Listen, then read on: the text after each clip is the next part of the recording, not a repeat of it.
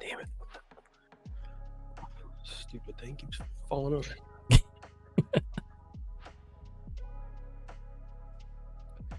I'm waiting for it to. There we go. Okay. Live. Do we have the drift doge? Yeah. We are live. Hey, y'all. Oh, let me get my little chat pop out thingy here. That way I got mine up. everything will start working and all that cool stuff. Hey, Dark Drift. I'm Logan tonight. What's up, boys? Yeah. Let me get my koozie going. I know. Your koozie over your Jimmy John's. Yeah, Fire the Mountain Brewing tonight.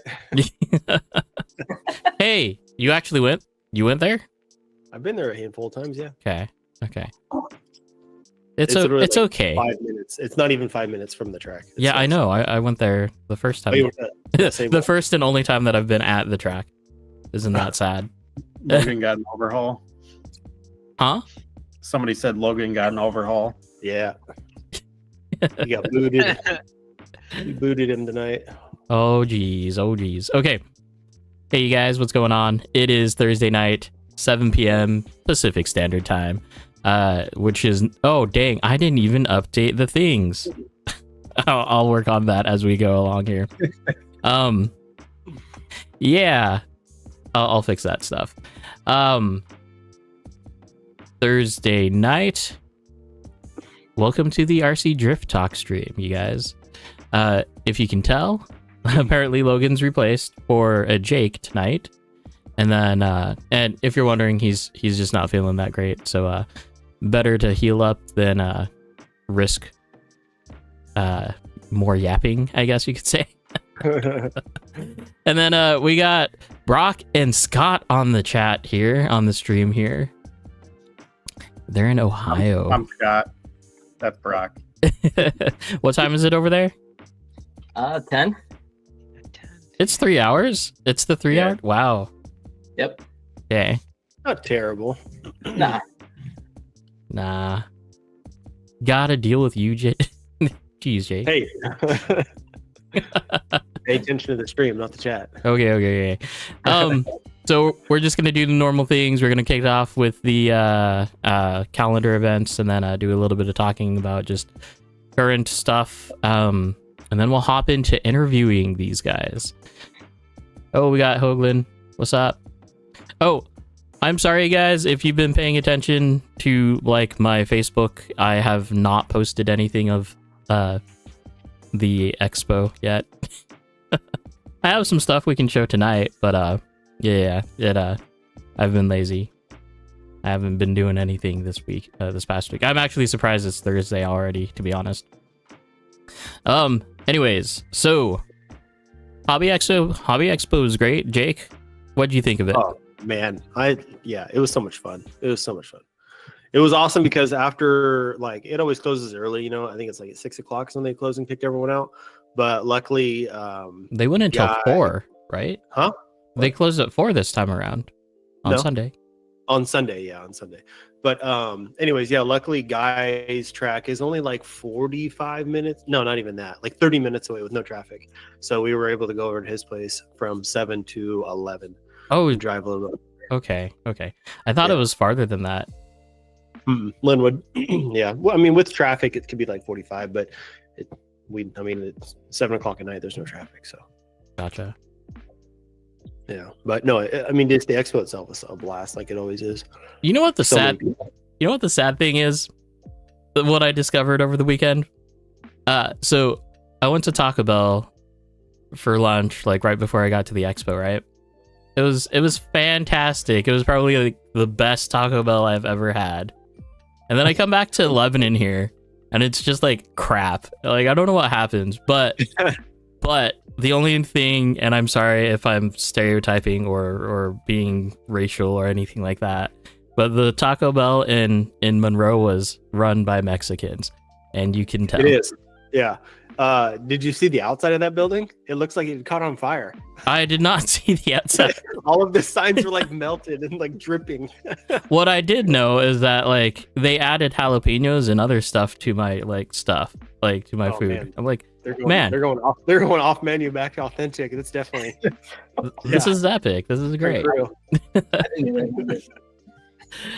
And then I come back to Lebanon and it's all crap. And I'm like, man, sucks. See, Josh shot.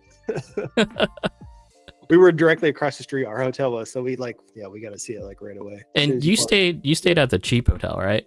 Yeah. How were the trains?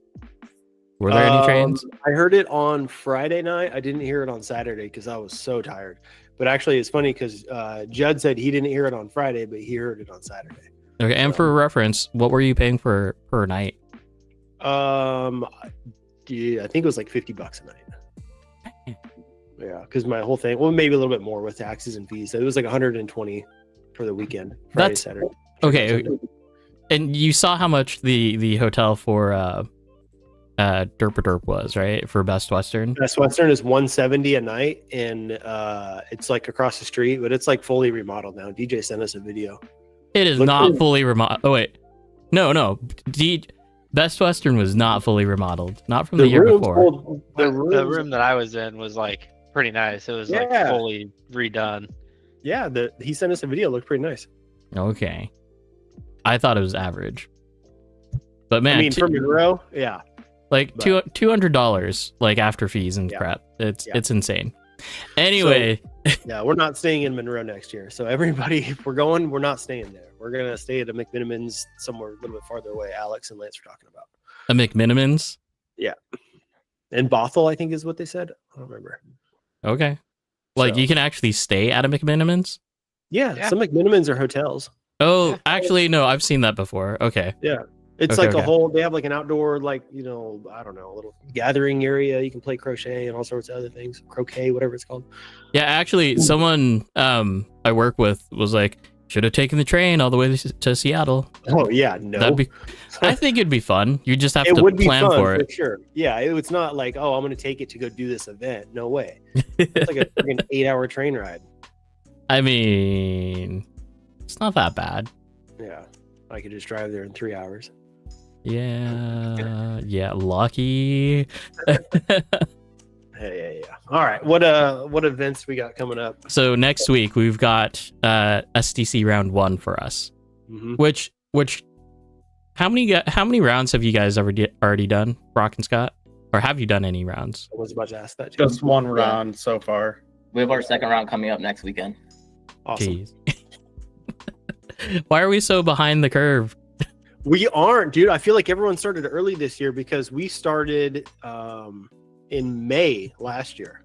Did we really?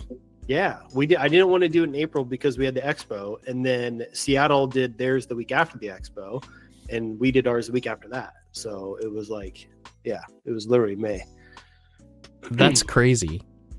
Like, I wouldn't have expected that. Yeah, kind of weird. Everyone's doing them really early this year. Pretty nice. Well, probably because everyone wants as many competitions as they can get. That and people are excited. I don't know. How many rounds are you guys doing? 4 total. Only 4? Okay. Are you taking a break in between any of them or just doing back to back and then? It's about a month between. We do it every other month. Okay. Yeah. Every other month. Okay. That makes sense. And So there you go. The first year we did 6. But it got a little hard just because since we're so far from California, anybody that wants to plan to go there, and especially like whoever's going to take the lead, we've got to plan early a little bit to grab flights that are decent and stuff like that. So we tried to do 4 rounds this year, and I think we ended it at the earliest possible date just to allow time for, people to plan to go if they want to go. Yeah. Yeah. It's a good idea. We tried to do 6 rounds the first year. We did 5, but we'll talk about that more later. I think 5 would be good for sure. I think that's what we did our very first year as well.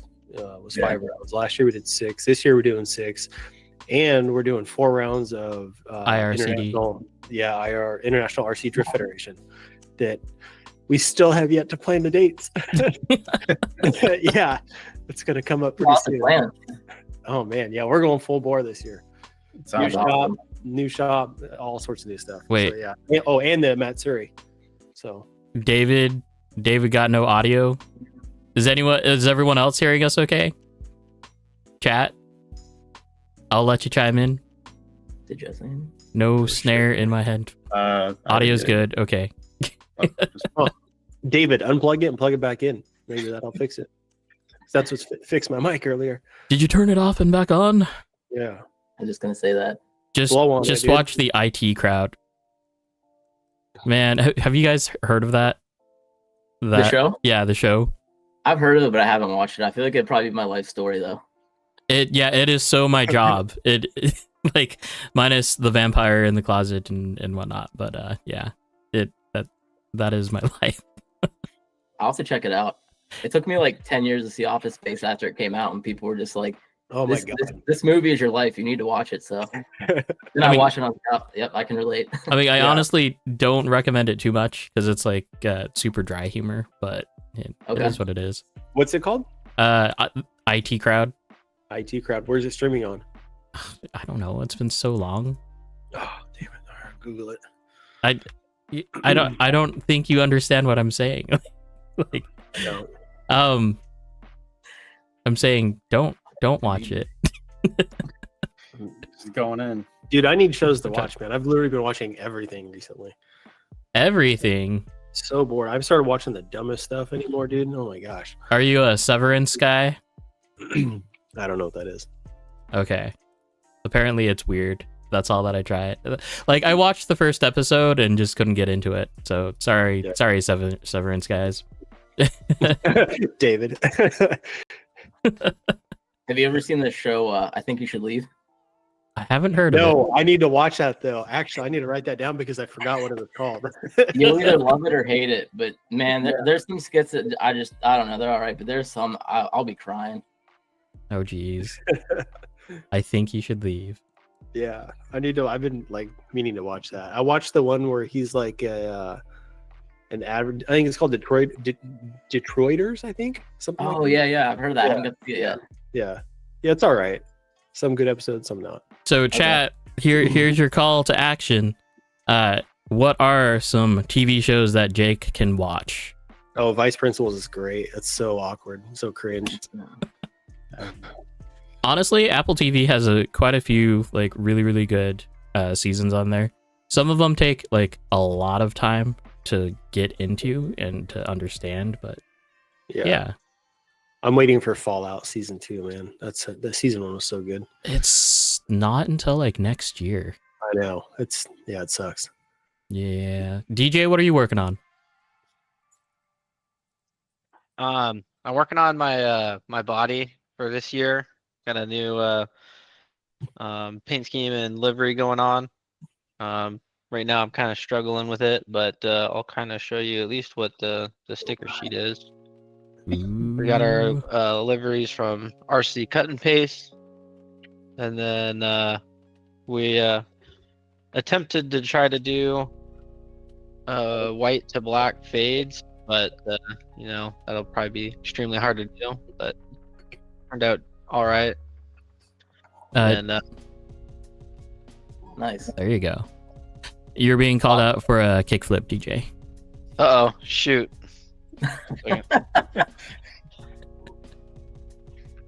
I did like 5 before coming out here, and watch, I won't be able to do it.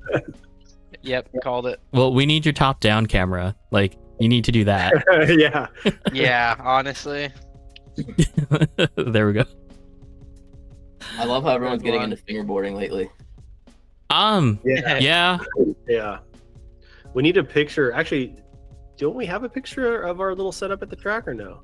I haven't seen it. No, it gets changed around a whole lot. Yeah. So we need to get a photo and throw it in the chat sometime. Okay, you guys, let's talk about why we're here. Reel it back in. Reel it back in. So you guys, let's go ahead and have you guys kind of introduce yourself. I am gonna post the Discord chat link in the chat. So if you do want to do that, get into Roast My Rig. There's that link. Yeah, Scott, Brock, let's hear about it. Tell us your RC Drift life story. Okay, actually, the reason that I got into RC Drift is because of Brock. I did one-to-one stuff for many years, and Brock was like, "You should get an RC car." I'm like, "Nah, I'm good. I don't want to do that." Wait. Why? Why did you say that? Because at the time I was like, "Oh, it's just a toy car. I don't really want to do that. I have a real car. Why do I want to drive toy cars?" Were you I like, didn't really understand it at the time. These dumb nerds, they keep on bugging me. So one of my 1-to-1 friends actually asked me to come out to the track. I drove his car one time. I'm like, okay, I'm gonna buy a car. So that night I went and bought somebody's RMX 2.0 and just started driving from there. That was back in 2019. So before that, I started 1-to-1 drifting in 2008. So I'd been doing that a while. And I actually I like co-host 1-to-1 events. So that just kind of carried over into this. So when I got involved with actually doing the driving, the RC driving, I just started helping these guys out running events. So that's kind of how it just like kind of translated over. And I do a lot less 1-to-1 stuff now because the RC stuff is like 80% of the amount of fun as 1-to-1. So I don't really need to drive 1-to-1 as much anymore because this is just so much more fun as far as like I can go and travel and go to a track somewhere in the country where like if I want to just go to another state with my actual car, it's so expensive. Yeah. This scratches that need, and it's just a lot of fun hanging out with everyone. For sure. But that's how I got into it. Brock kind of got me into it. I hesitated at first, but then I came back out and bought a car after driving like 5 laps, and I've been doing it since. So for you, was it like you figured it out super fast? Like you could feel where it was going, and that's kind of why you dived into it? Or like what was that first experience for you? I actually wasn't very good at first. I caught on pretty fast, but because the 1-to-1 stuff kind of helped me transition into that, and plus I played a lot of video games, and like I drove sim and all that stuff, so a lot of that kind of transfers over, like the way the car should react and your timing. So it didn't take me too long to get into it, but to get to the level I am now, it took a lot more because our area wasn't really built up yet. It was still like kind of in the beginning stages. So car tuning hadn't really advanced very far in this area. So I caught on decently quick, but I would say that the drivers now, they advance so much faster. It'll take somebody about a month to get where it took me to get a year in RC. Yep. It's because they have all of us to kind of like push them in the right direction. Yep. Yeah. So.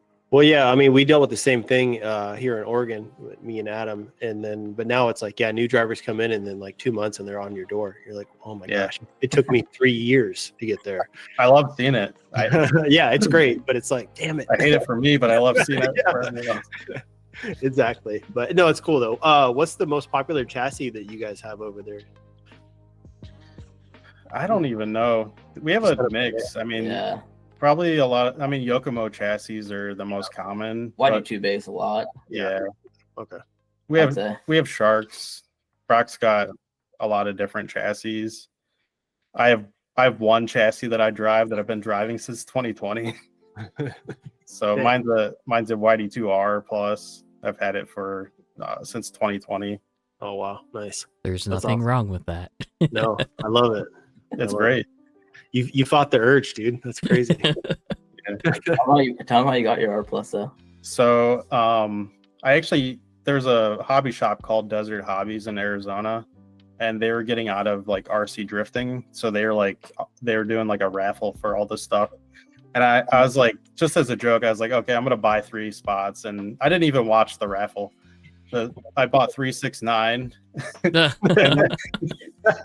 then Brock's like, dude, you won. I'm like, all right, what'd I win? I didn't even realize it was for the whole chassis. So it was like an AccuVan setup and SPO3 V4. Oh, sick. Oh, it was legit. Yeah, it was a good setup. He had no idea. I'm just like, dude, you won like a whole entire like. It's stupid. It was hilarious. So, do you remember how much you spent on those tickets? Yeah.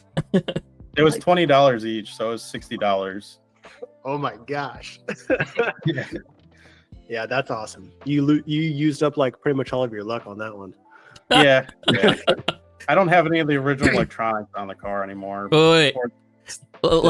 So were you at STC last year? I was there for 23 and 24. Okay. What did you get for your raffle then? I got a Power HD gyro, or servo. I'm sorry, servo. Okay, still Yeah. luck. There's still Yeah. luck. Yeah. I ended up selling it just because I don't use that. I don't have like the tuner or anything, so I have Futaba, so I just stick with what I know. So I think we just figured out that you cannot program or tune those servos. The Really? ones. Yeah. So there's a local guy here, Michael Carrozza. He runs those in all of his cars, and he's been trying to figure out if they're programmable because he's heard they are, he heard they're not. So he reached out to the owner of them, or I don't know if the owner or whoever of the company, and asked him about it, and kind of got an odd response, and he wasn't too happy about it. So basically, it came down to no, they're not programmable. I didn't know That's that. weird. I thought one of them was programmed, like the D12 or D15 or something. Yeah, I don't know. I thought so too. I don't know. I heard the secondhand from another buddy, so I don't know. But That's wild. yeah, Actually, in 23, I actually went against Jake at finals. we did. Yeah, I was scared. I was nervous. I remember that. Take it back. Wow. I kind of remember that. Oh, conflicting argument. Stay hard, Yeah. RC. Yeah, they are tunable. Okay, well, I Oh yeah, that's damn. Details, please, because it sounds like we need them. yeah, Yeah, I don't know, man. I'm being told two different things, so I don't know. I partook in something. I drank a weed drink before Hell the yeah. comp.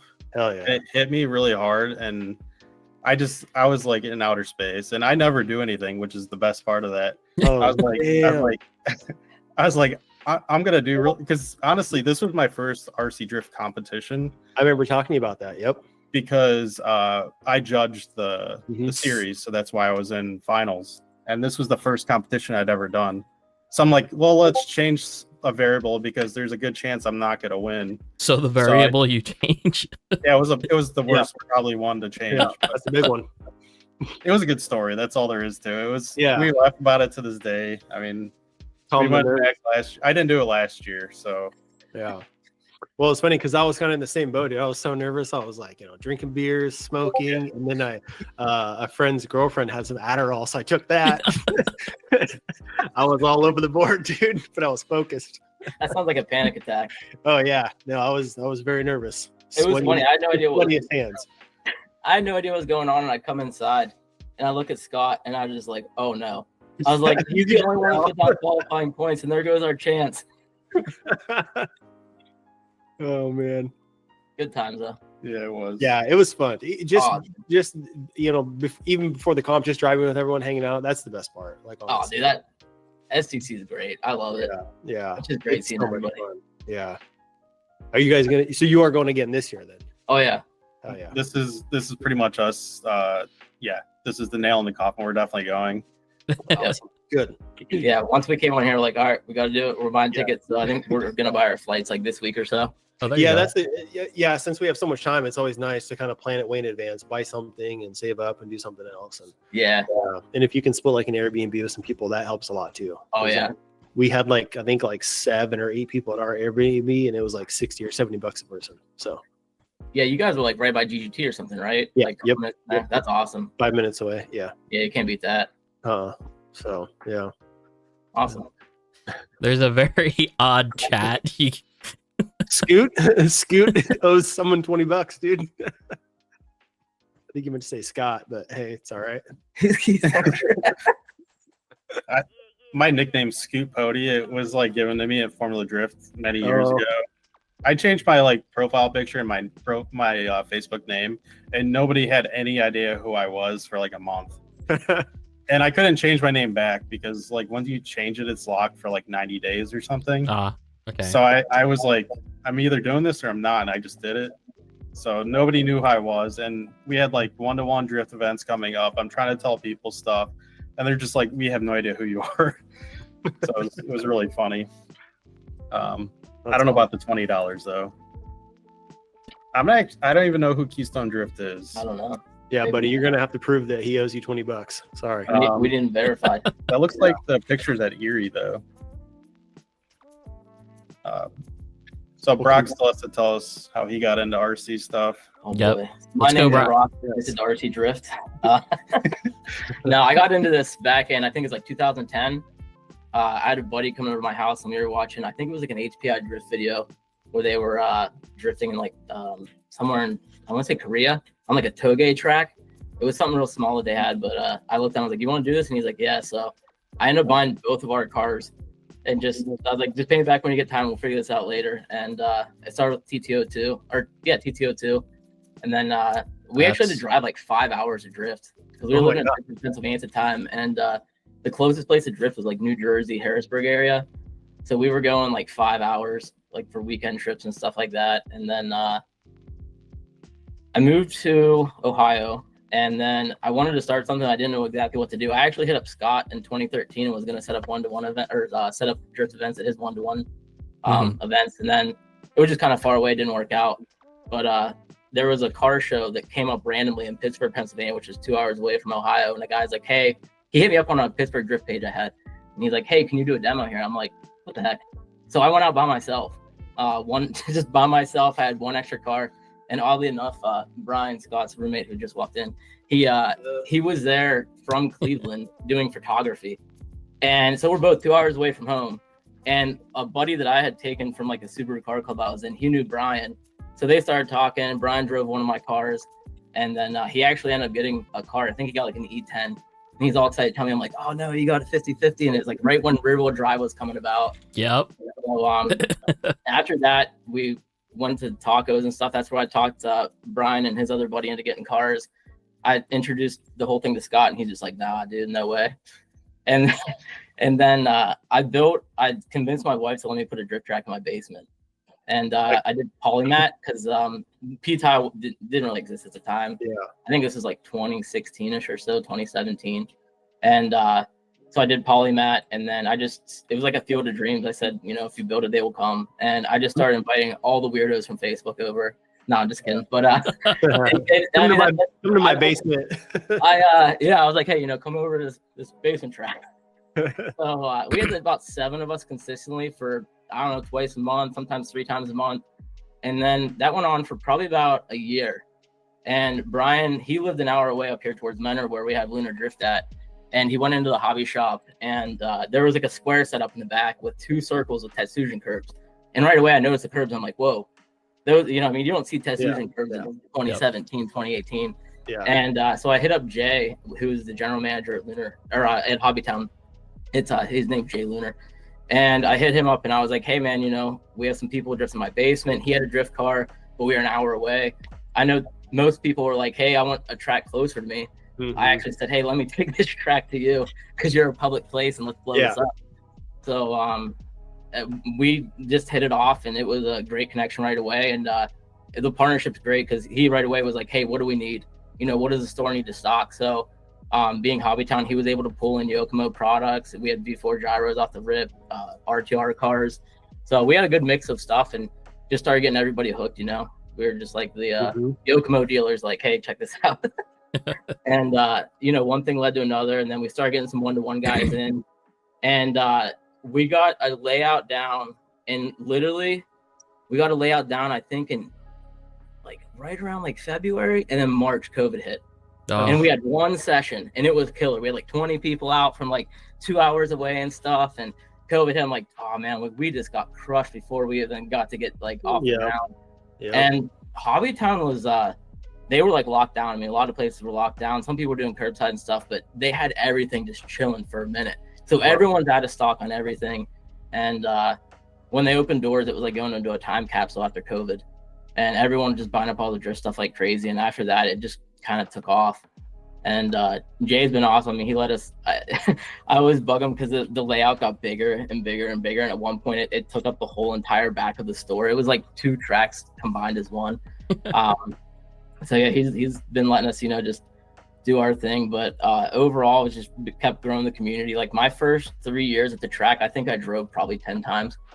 People joked with me because I spent more time on the bench, either building somebody's car or tuning a car. I was pretty much just like almost just working in a way, just to keep people interested. Because you get people up there, they start driving a car. If they don't have a right tune, you can just see in their face, they're just like, "What the heck is it? Like, what is this?" Yep. You know, and then they drive. You let them drive your, my car or someone else's car, and they're like, "Oh, okay." Like you can see like the enjoyment in their face after just a few laps. So, my focus was just keep pushing this as much as I could. So we did monthly events for probably like the first 2 or 3 years, I'd say, and then we started doing our own series, which is Endless Summer Series. We rocked that before we did SEC, kind of like a test run. We wanted to make sure we had our judging down. We did follow like SEC rules at that time. We wanted to make sure we had the streaming stuff all set. So we kind of did that as like a pre-lead up to SEC. And then we did SEC in the 23 season and the 24 season. And after that, it just kind of took off. But yeah, it's been a labor of love for, oh my gosh, like 15 years now. That's awesome. 1 second, really quick. Hey, Adam, what is that new rear active toe thing you have? Yeah, so if you want active toe and you have regular arms, as long as the spacing on the outside of the arm for the pins, not for the pins, but the spacing for the upright is 12 millimeters or more, you can use the AD team rear knuckles. So, Lauren, I would go with that. That would be the easiest setup for your car. Yeah. They're a little bit wider, so can like take that into effect, because like I had to switch down to 42 millimeter arms to keep my same track width on the rear end. So just do not want to stay. Oh geez, so many questions. Sorry guys, I want to come back to your whole history really quick. Oh, you're good. Jeff, I would try to stay close to GGT.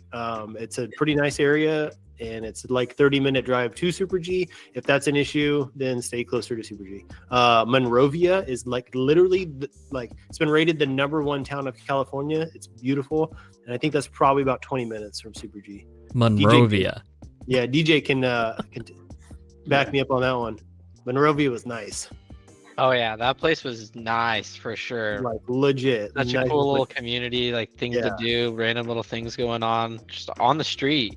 I felt like I was like stepped into like a time machine, went back to like the 70s, and I was in a different freaking country. It was crazy. It was really weird. But okay, anyways, going back real quick. I like how you started in your basement though. And on the polymat, that's that like rubber mat that you just kind of roll out, correct? No, it's actually like it's marine carpet, but it doesn't have any sort of like flame retardant or anything, so it doesn't get gummed up. It's like speaker box material. Okay, basically. there you go. Okay, I was thinking of like the stuff they use for like the Japan thing. Oh yeah, like RCDC. Yeah. And like and also I've been wanting to know what that is. It looks like a yoga mat or something. well, so that's what freaking Rolling Garage used that same stuff for their finals last year. Oh really? Yeah, it's that same material. I'm assuming it's the same material. It looks like it from. I think Miko told me it was the same, but I don't know if it's 100%. I don't know. I'll have to look and see what that is. Yeah, I was curious. So, anyways, starting in your basement and then you move to a shop. I love that idea because, like, basically, I ended up doing the same thing because I had guys like 5 of us in my garage, and then we ended up moving all of my stuff to Northwest Hobbies, and then kind of grew it from there. So, like, That's awesome. making that small sacrifice for you to drive farther to go drive, it helps the community grow so much. Yep. So, 100%. yeah, like legitimately, it's like that's the only way the community is going to grow is if there's one hardcore guy that's going to be like, yeah, I'm going to help out, do what I can. So yeah. Between me, Jay, and Scott, and I mean, we have a whole group of guys that are like, we have a pretty dedicated team of guys that like, there's probably about 7 or 8 of us. I mean, when it's time to throw down, we get stuff done. But it worked out really well. I mean, having the support from Hobbytown too. I mean, that's been a blessing, honestly. That's an awesome thing. They can stock everything that people need. I mean, like, I think it's probably one of the hobby shops within like a 2-hour or 3-hour area that stocks a good amount of stuff. I know there's a few shops in Ohio that have like tires, bodies, but I mean, you can walk in there, you can get set up with a whole MD setup. You can get, they have Usukani chassis. I mean, there's been some wild stuff, and like wrap up next conversions and stuff over the years. And wow, like, I know Hobbytown has like brought in some different companies over the years, and like stuff sneak on the website. I see, I'm like, whoa, when did that come about? I walked in one day and there's the IK band stuff. I'm like, what happened here? yeah. So it's been great. It's been really cool, and it's awesome just to see like people drive. They want an RTR, and I'm like, you can kind of tell when people are going to be into it off the rip. You kind of just get a feeling. But I'll let them drive my car, and a lot of times like we'll be able to, if they're gonna it's kind of like if you're gonna spend $350 on an RTR to spend 600 and get something that you're not gonna say in a month later, hey, I drove one of your guys' cars, now I want that. Yeah, like I've always said, it was like the hardest part of telling like a new guy when they're getting into it, like how much they want to spend. Like you don't have to spend a lot of money, but like you should, because you're going to get more enjoyment out of it. Like it's so hard to understand that concept. But yeah, the barrier of entry is a little bit higher, but the reward for it is just so much less headache. yes, yeah, you're actually going to enjoy driving. Well, Yeah. and the room to grow too, because like Yes, sure, you buy an RMX and you're like, cool, well, this is cool, and then the moment that you shatter the outdrive or whatever, you're already upgrading parts, or you're or I mean, yeah, you drive it for 2 weeks and then you realize, oh, I need to buy a better radio, okay, and then I need a better gyro and a servo and Yep. motor or ESC combo. You're like, okay, well, there's $1,000 plus right there. Yep. Yeah, so you might as well just bought it out, Yeah, bought it right, yeah. the if first you time. just build it, buy a kit, build it, you get to enjoy building the kit. You get to learn the car in and out, how it's built, and it's super easy to work on. I mean, everyone's always, they buy our RDR or RMX or whatever, and they're like scared to take it apart and work on it. I'm like, there's no reason, just take it apart. Yeah. you know the car that I bet people are scared to work on? The Merlin. The Merlin? Yeah. Yeah, We have one of those at our track, I and I was was gonna like, I ask, don't even want to touch it. yeah. I looked at it one day. I'm like picking up, and I'm like, there's like these little Leaf The springs. spring. metal Yeah. things Spring, that, like- yeah, yeah, but it's like Yeah. I'm like, what happens after that bends like 4,000 times? Like, yeah. where do you get that at? It's just I don't know. Yeah, I know we have 2 at our track, and I was like, I always like look at them and like, nerd out, and like that little box that's the springs bounces off of, that is full of fluid too, like diff fluid or I don't know, Yeah. something in there to help like dampen it at all. I guess I don't know. I was like, this is too much, dude. No way. Yeah. No way. I Anything have a that hard time- anything my that's bad. come to me like via RTR, like the original MST VIP kits, right? So the FXX and the RMX, they both came pre-assembled. I was so afraid to take apart my FXX for the longest time. That's Like- a pretty crazy chassis. So yeah, makes sense. Like I that's would be too back then because if you broke apart, it probably would have been on back order forever. That was like the most frustrating thing with those things. The bevel gears would blow out, and I'm like, well, just go buy Yokomo because Yeah. we're gonna be out of stock for about 3 months. Yeah. So I never had problems with my car until I let someone else drive it. Like then the gear like got stripped out and I had to replace it. But no. I kind of felt that way with like over like the last year before the USA GRK dealership opened or whatever, the Mhm. website opened. Like getting GRK parts were so hard. You had to like just either get lucky that somebody, Super G or Tandem had them. Yep. And then otherwise you had to order from this guy named Emerson in Japan. And God, dude, it took like a month to get stuff from him because the shipping would just take so long. Or he would, you have to give him money and then he has to go to a store and buy it. And deal. Yeah. It was just like, oh my gosh. I remember I finally ordered something from him, and then literally like a week later, the GRK shop opened in the US, and I was like, oh, thank God. I knocked him down for probably about a year and a half trying to get the aluminum rear case for the trans. Yeah. Okay, I had an MC2 at one point. And Yeah. and then I got it, and it sat on my shelf for 2 years, and I sold the MC2 like 3 months ago with a whole bag of parts. It's just like, here you go. Here's everything I never installed. Oh, Like, it's man. just there. Yeah. I love those cars. Those are fun. Never drove mine. I built it. You never Yeah. drove it? I did. I drove it like 5 times. I don't know why. I'm a one car man. I can't. I Yeah. have so many cars, and it's ridiculous. I just drive one car. I get it. I mean, I have probably like, I don't know, 8 chassis, I feel like, and like 3 I need to build. And I'm like, oh man, this is overwhelming. I just want to drive these 2 cars and that's it. Infrared Lance. Lance, you can rage rant, Oh, rage man. rant, Lance. Yeah. He keeps hounding me to build a car too. Scott made me build my last one. I had a GOM after finals. I think I got like the last GOM that they had before they were completely out. And I had it sitting on my shelf for, I don't know, 4 months. And before round 1, Scott's like, bring it to my house, we're building it. And I was like, I'll build the GOM. You can build my LP86. So That was a Nissan. Yes. I think we got done at like 6 in the morning. And then I don't know, we had the event at like, I don't know, 2 hours later. I built LP86 in like an hour. Yeah, there's not much to those. Just using an electric screwdriver and just hammering down. the Yeah. screws. GOMs are a little bit more like take your time, figure this thing out. Like, Yeah, he put on like a bunch of stuff backwards. He had to take it back apart and put it on the Yeah. right. Yeah. It was And then we brought it to the track, finished it there, and he drove it. So we did an overnight build on a Golem. Yeah. Is this still low motor? You still have it? Yeah, I know. Yeah, I do. I like it. I just been having a hell of a time with the gearing on it. I don't know why. Like the motor, every time I try to adjust the motor, like even to get it with the, I think it's an 88 pinion, or no, an 88 spur and a 28 pinion. Yeah. Stock or 26, but I can barely get it to mesh without the motor hitting like the brace above the motor. I don't know what's going on. So then I got the floating motor mount, and it still does the same thing. So I gotta put different gears on it to figure it out. But I love it. I mean I love belt drive cars. They're just so smooth. Yeah. So Don't forget the FDR is already higher because of the belt gearing on that. So that's why they're so ginormous to begin with. yeah. David, if you have, well, I don't know about new Sandwall radios.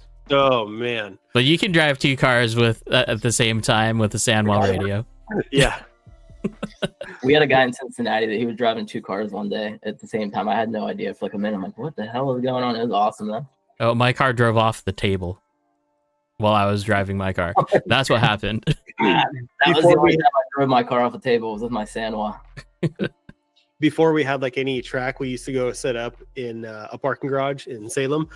And there was one time there was a handful of us driving, and Lance had, I don't know, 2 or 3 of his cars with him, and he had one radio and he switched to a different car, and then they both started going, and we were kind of losing our shit. We're like, how is this working? Like, okay, hang on, let's figure this out. Like, if we stagger them just enough, maybe you can initiate and they can tandem together. So we tried it for like 20 minutes. It never worked out. One would just go the opposite direction. It was a lot of fun though. That's hilarious. The things that you can get fixated on. Oh my god. Apparently he did it with 4 cars, Lance. They weren't drift cars, were they? There's no way. I mean, I'd rather have drift cars doing that instead of like Tamiya TT02s. Like, could you imagine? Yeah. That'd be crazy. Yeah. So this Lunar Drift, you guys. Yo, DJ. Great. That was awesome, DJ. Just put in the work. Yeah. It's only one side. Come on, DJ. Step it up. So wait. We're going to town here in a second. Jake, can you tell us the story before we hop into Lunar Drift? That one time that you went to SDC your first year, and then you and Alex bought liveries, and you just... Oh yeah. SDC 23, our first time there. Same with you guys. I just showed up with just a regular like green S15, and then my buddy Alex had a pink S13, and we're both like, oh, I kind of want to get a livery on it. So we just bought them and then stayed up until like 1 or 2 a.m. putting liveries on our body the day before. I think it was the day before No, it was the day before the comp. Yeah, we stayed up Friday night. That's so funny. It's like, I want to look cool. Showed up the next day with like a totally different looking car. But also like I heard my buddy Guy from Let's Drift RC up north. He told me, he's like, people there, because he had already gone, I think 2 years prior to me going. So he was telling me some little secrets and stuff like that. And he said, take another body so you can swap it out during practice or like the week leading up. And then so like no one knows who you are or how you drive. So I did that. I brought like 3 bodies on my one car, and I kept swapping them out so nobody would ever know like it was me. And then I put the livery on. So yeah. Oh man. Nobody ever got my style down. Yeah. So kind of the same thing. We showed up the first year, and we all did we're gonna do street style cars, and we show up there, and it was like showing up to like a Halloween party in a costume. I was like, damn. Yeah. Like everybody. That's how I felt too. And then if you look at the photo of like all the 130 cars out there, it's just like 4 playing cars. Everybody else like, teamed up, and so this past year, I said to the guys like, I can't let this happen. I was like, we got to get a livery. That's half the fun, is just like matching your buddies, like getting all crazy liveries. Yeah. Like the Heartbreak cars. Have you seen those, the bodies? Yeah, I'm just talking to Hector the other day. Dude. Every day he posts a photo or video on Instagram, just like, dude, that thing looks so. And I think they painted all that, right? Yeah. I think they didn't do it. They had them done, but like, man, those things are hard. And like, killer, dude. Yeah, freaking Hector keeps making different wings and wing plates, and they put a shark fin in the middle of it. I'm like, dude, chill out. Like, gosh, this is so sick. We're not ready for this. I know. That's what I said. I was like, we're gonna have to step over our game this year. Man, yeah, seriously. All right, it's cool though. It's cool to see people doing like that level of work here in the States, because then it just makes everybody else want to like up their game and just gonna elevate everything. Yeah. Yeah. Literally every team body I've seen this year so far, I'm just like, those are insane. Yeah.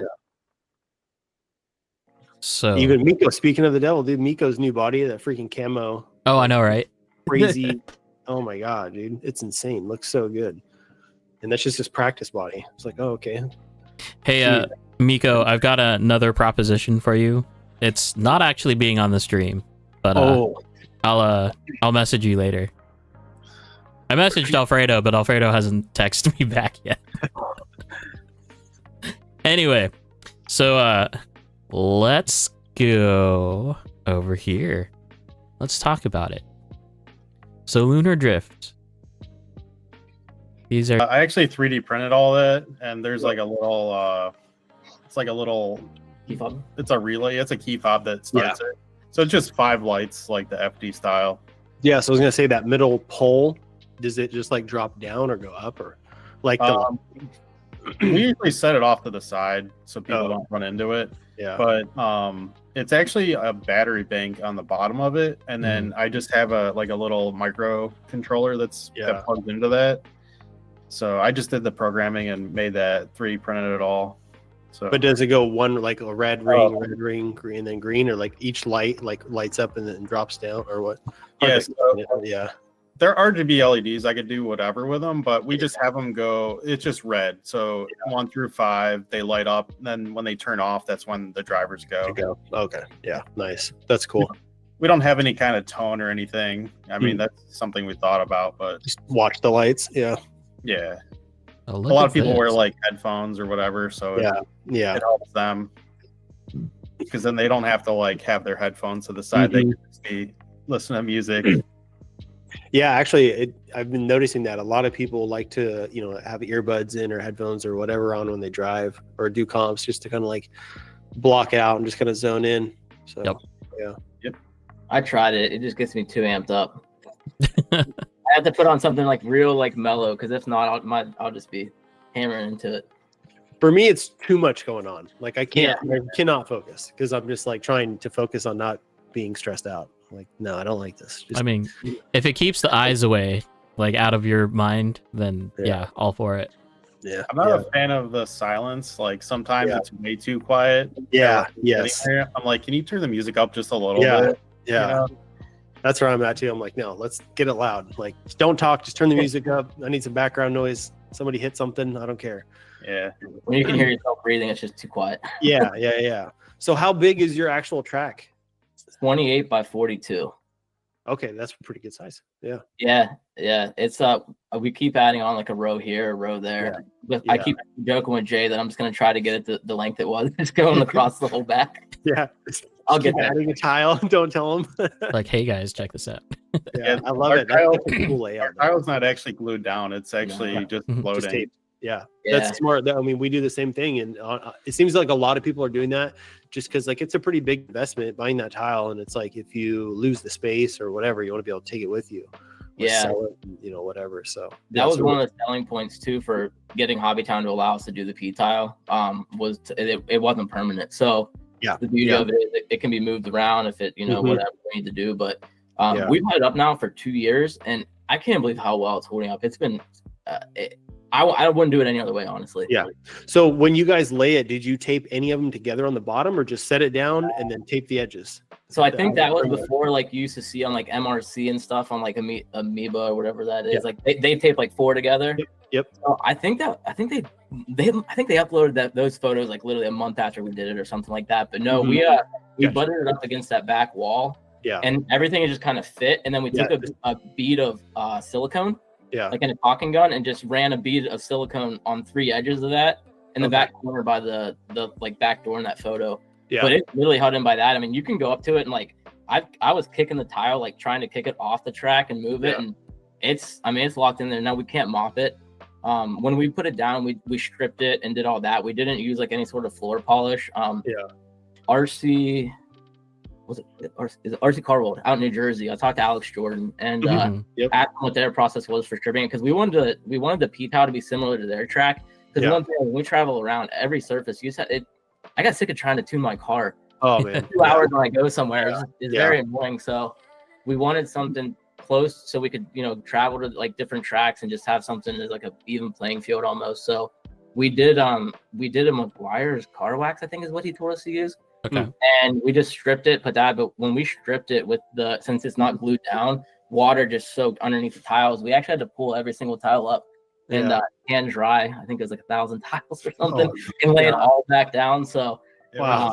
It was a trip. Yeah. Mop that in 2 years. We just dry mop it, and we use denatured alcohol. Yeah. But I mean, it's stupid. I love it. Yeah, we just dry mop ours too. I'll take a little blower and just kind of blow all the stuff off of it and just little Swiffer mop it up and you're done. That's a good idea with the blower. I didn't think about that. I'm usually like taking a vacuum along the walls and like. Oh yeah. I try and just blow everything into one corner and then just vacuum that up. That's a good idea. I'll have to bring my leaf blower up before STC round too. Yeah. So I'm noticing the STC banners. I think 2023 is my favorite. It's it's the color. I agree. I've noticed that too. I have the same ones and I'm like, 23 is the best. Yeah. Because they have all the sponsors on there too, I think. Like on the top. Yeah. The new door cards, did you guys get yours yet? Actually I just got them like 2 days ago. Yeah, ours just came today. They look awesome though. I love that they put numbers on there because we used to have our one guy out here, Darren from Drift Hard Parts. He would make us numbers on his vinyl cutter, and it was really nice doing that instead of handwriting it and not having like 50 styles of writing on door cards. Yeah. Okay, real quick on that, and I'm sure you guys know this as well. To the viewers, Super G only sent all of the regions enough door cards for how many people are registered. So if you have 8 people registered in your region, you get 8 door cards. I think they may be sending you 10 or 12, a couple extra. But letting you know now, the body you start with, or just I'm going to give you 1 door card sticker, and that's all you get. That's it. So if you switch bodies, that's on you. Peel it off. Only put 1 window sticker on. Whatever you want to do, you get 1. If you want to buy more, you can buy them from Super G. They're $1 a sheet. So that's smart. I like that. Yeah, because they were saying that in previous years they would send out like 50 to each region, where the regions have like 12 people. So it's like there were so many getting wasted. So a lot of wasted money. Yeah.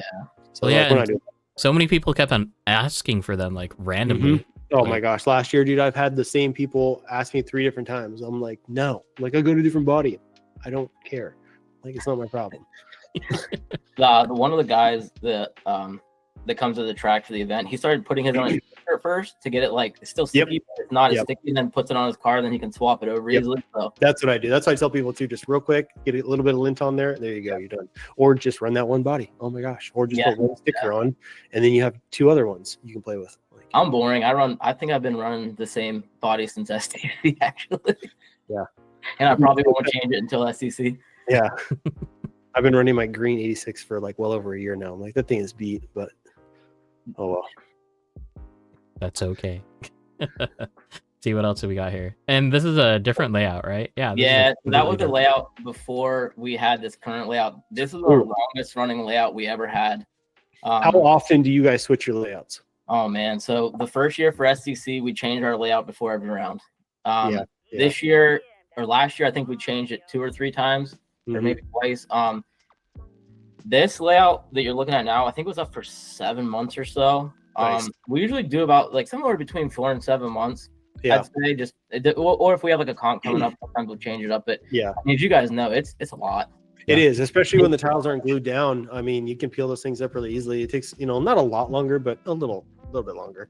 Yeah. It takes some added time to do a layout, but I feel like the longest part's like filling in the detail. Like once you get the layout down, it's all right. But then like, all the hash marks and just really like finalizing all this can take so long, but all the skill. Worth it. Is this like the display foam track that you can get? Oh, that's cool. I didn't even notice that. Yeah, that was a mini Z track, and they started hanging bodies off it in the corner where you can't see. There's like 13 bodies, like they look like they're drifting in a train around that. Oh, sick. Okay. Right. Z track. That's so cool. And I don't know why this is bugging me, but the round tables are bugging me. Oh, I hated those. Yeah, I don't have them anymore. We got rid of them. Oh, good. Talk about a waste of space. Dude, it was, and like I would always be stuck in the middle. So like I'm like, like the corner. I'm like wedged in like a foot up before everybody else. No room. I'm like, this is hell. Like I need these gone. Yeah, you're on 2 different tables, dude. Like working on shit. Yeah. Jeez. We used to have like across those tables were like long like tables that they had for I think like a slot cart track or something. Like it had nice carpet on top, but then dude, the carpet people would like spill stuff on it. So now we're all plastic now, square tables. So Nice. And the bathrooms are right there. That's Oh, cool. yeah, got the good old Yeah. fire extinguisher ready to roll. We keep So the this- light Is that extinguisher. Armstrong tile? Yeah, it's Yeah, VCT. Yeah. Okay. Hence why So yeah, we thought about doing that too. It was a hard debate on which route to go. Ultimately, we went J tile, and funding worked out, but still. Yeah. Plus, you guys were able to drive and go get yours, right? Yeah, dude. Yeah, we got really lucky with the timing because we went down to Sacramento to hit a bunch of different tracks: Rolling Garage, Pit Stop, A Main, and The boys. we went somewhere else. I thought maybe not. Oh no, we were gonna go to Sheldon's, but we didn't go. So, anyways, yeah, it worked out perfectly though because it got in 2 days before we flew down to Super G to go pick it up. Oh, So yeah, we went down to Sacramento, did that, and then flew down. A couple of us flew down to LA, and picked it up and drove home. So it was literally perfect timing. I wonder. That's awesome. Yeah. I wonder how many triggered people are there right now. J tile is never the way. Oh, I know. I see that. Yeah, J-Tile's never the way. I don't know. Okay, so I like the J So- type. yeah, I mean, dude in chat, Sepher, what is your preferred surface then? And while we're waiting for that, Brock, where is this? Where is Lunar Drift? It's located in Menor, Ohio, right inside the hobby town there. There you go.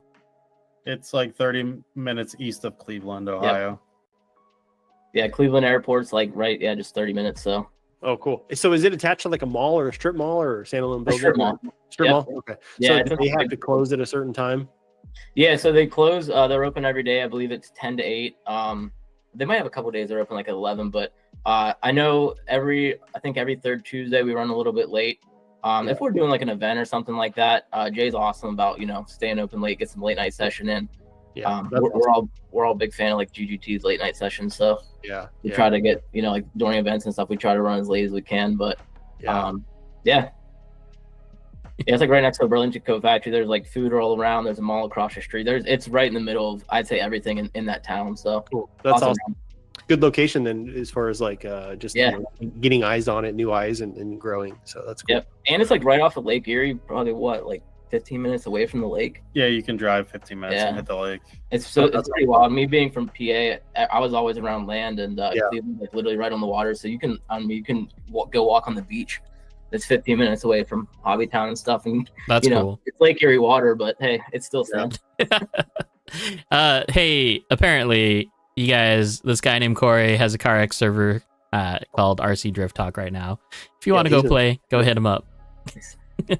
He's been dropping that a lot. Yeah, he has. So I might as well plug it. Yep. Hey, Jake, check this out.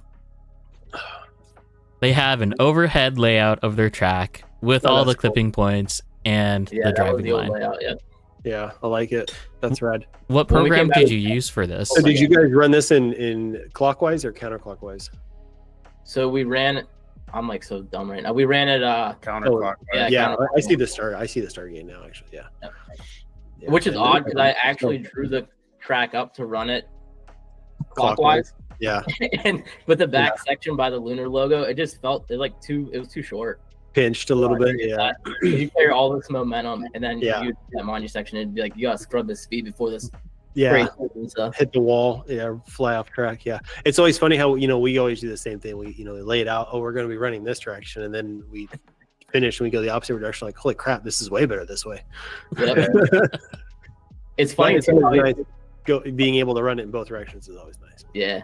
It's funny too, like when you move something like 2 inches, like a barrier or something, it's like you wouldn't think it makes such a difference, Oh but yeah, it can completely change the whole entire flow. yeah. It opens up a whole line. You can cut it, get more speed, whatever. Yeah, It's almost like you get a whole new track sometimes just by making a few little changes, which is weird. yeah, Yep. yeah.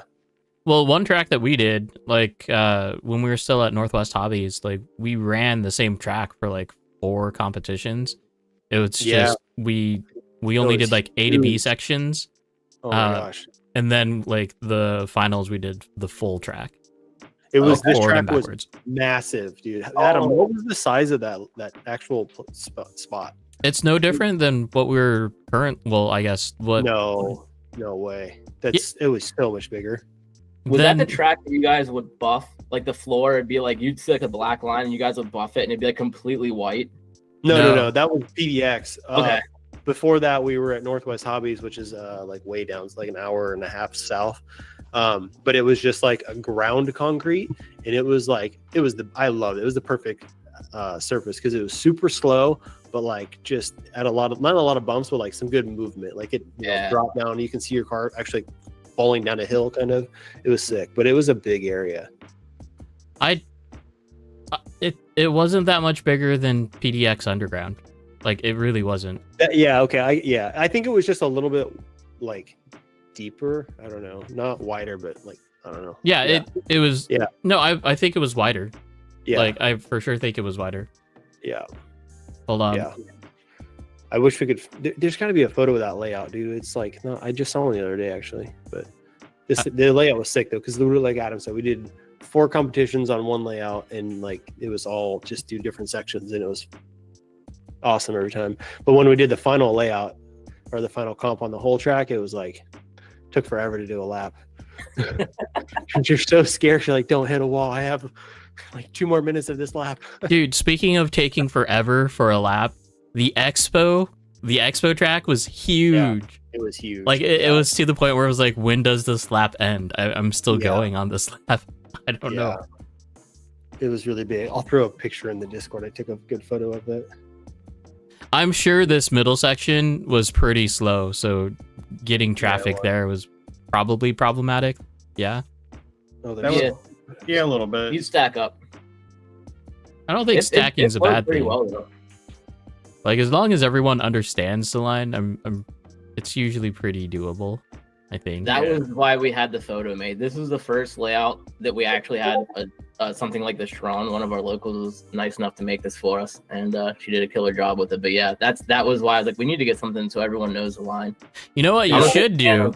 You should get this printed out on like the vinyl mat, and then use this for the 1/24th scale stuff. I didn't think about that. That's a good idea. Because like someone else does it already, right? But you have the perfect thing for it. You have a perfect layout for it. It was a great layout. I loved it. It was There you go. so much fun. Lance shared the photo of the Northwest layout. In Discord? Yeah. Yeah. God, that's huge. The hidden tricks of a wide angle lens, Jake. Yeah, I know. All right, we got a lot of photos to blast through. Yeah, that's the one we did 4 comps on one layout. That's huge. It was big, and the lanes were tight. Wow. And like the where the car in the middle lane there is Right where here. he's like heading towards going up that. It's a slope. This tile right here. This line is like a backward slope. Yeah, it goes that's uphill, awesome. but it's also that lane is like really, really narrow. It doesn't look that narrow. It is really narrow. So it was very hard to make that inner clip. Everything was at least 3 feet. What are you talking about? Yeah, that might have been like 2.5, dude. It was tight. When you dropped over that line, did it kind of want to like pull the car back into like the? Yes. They That's had an outer zone there on one comp, and it literally like you could just see your car just fall into that and like just right on the wall, and then you like pop back out. We kind of have a similar setup at PDX right now on our second corner. You can watch the car like halfway around, like because the floor is so wavy. You'll literally come halfway around this corner, and like the back end of your car just sinks down, and then you pop over this bump and then transition into the next corner. Oh, It's man. insane. The track is nuts. One of our locals just said, "Thanks for the withdrawals. Now I'm gonna have to fix my car." He does 1-to-1 stuff, so Oh, he hasn't been out to the RC track in a while. come back, dude. Come on. You missed you, Eric. Yeah, dude. It was funny because Eric doesn't come out too often, but he came out one night during a layout change, and I felt so bad because I'm like, dude, we haven't seen you for months, and you came out on night, and dude, he had no problem, man. He went right down and just started ripping stuff up. So Yeah, we've had that happen too. Guys will come down from Seattle and we're doing a layout change. We're like, oh crap, and they don't care. Just can hang out. Usually don't pay. just hang out. You'll get to drive in an hour or two. I mean, they're used to track changes anyway. Exactly. Yeah. But this was the Expo layout last weekend. Yeah. That is massive. It's hard to tell, dude. You cannot get a good photo in there because the floor is so shiny and the lights are just from everywhere. The sun's always shining in there. I'm So it's always actually like- super stoked for that though, because I think some of my pictures are gonna turn out epic. Yeah. Well, yeah, if you can, adjust for it with your camera for sure, but just a crappy phone, it's not very good. But this layout is insane. Actually, let me pop one more photo of the other end of it. Was it hard to see like both ends? Depending on where you would stand. I was gonna say that's massive. So right to the right where all those people are standing, that was the best area because you could see everything. There was a couple small spots where you're like, oh, I'm just kind of guessing where I'm going, but Yep. Yeah.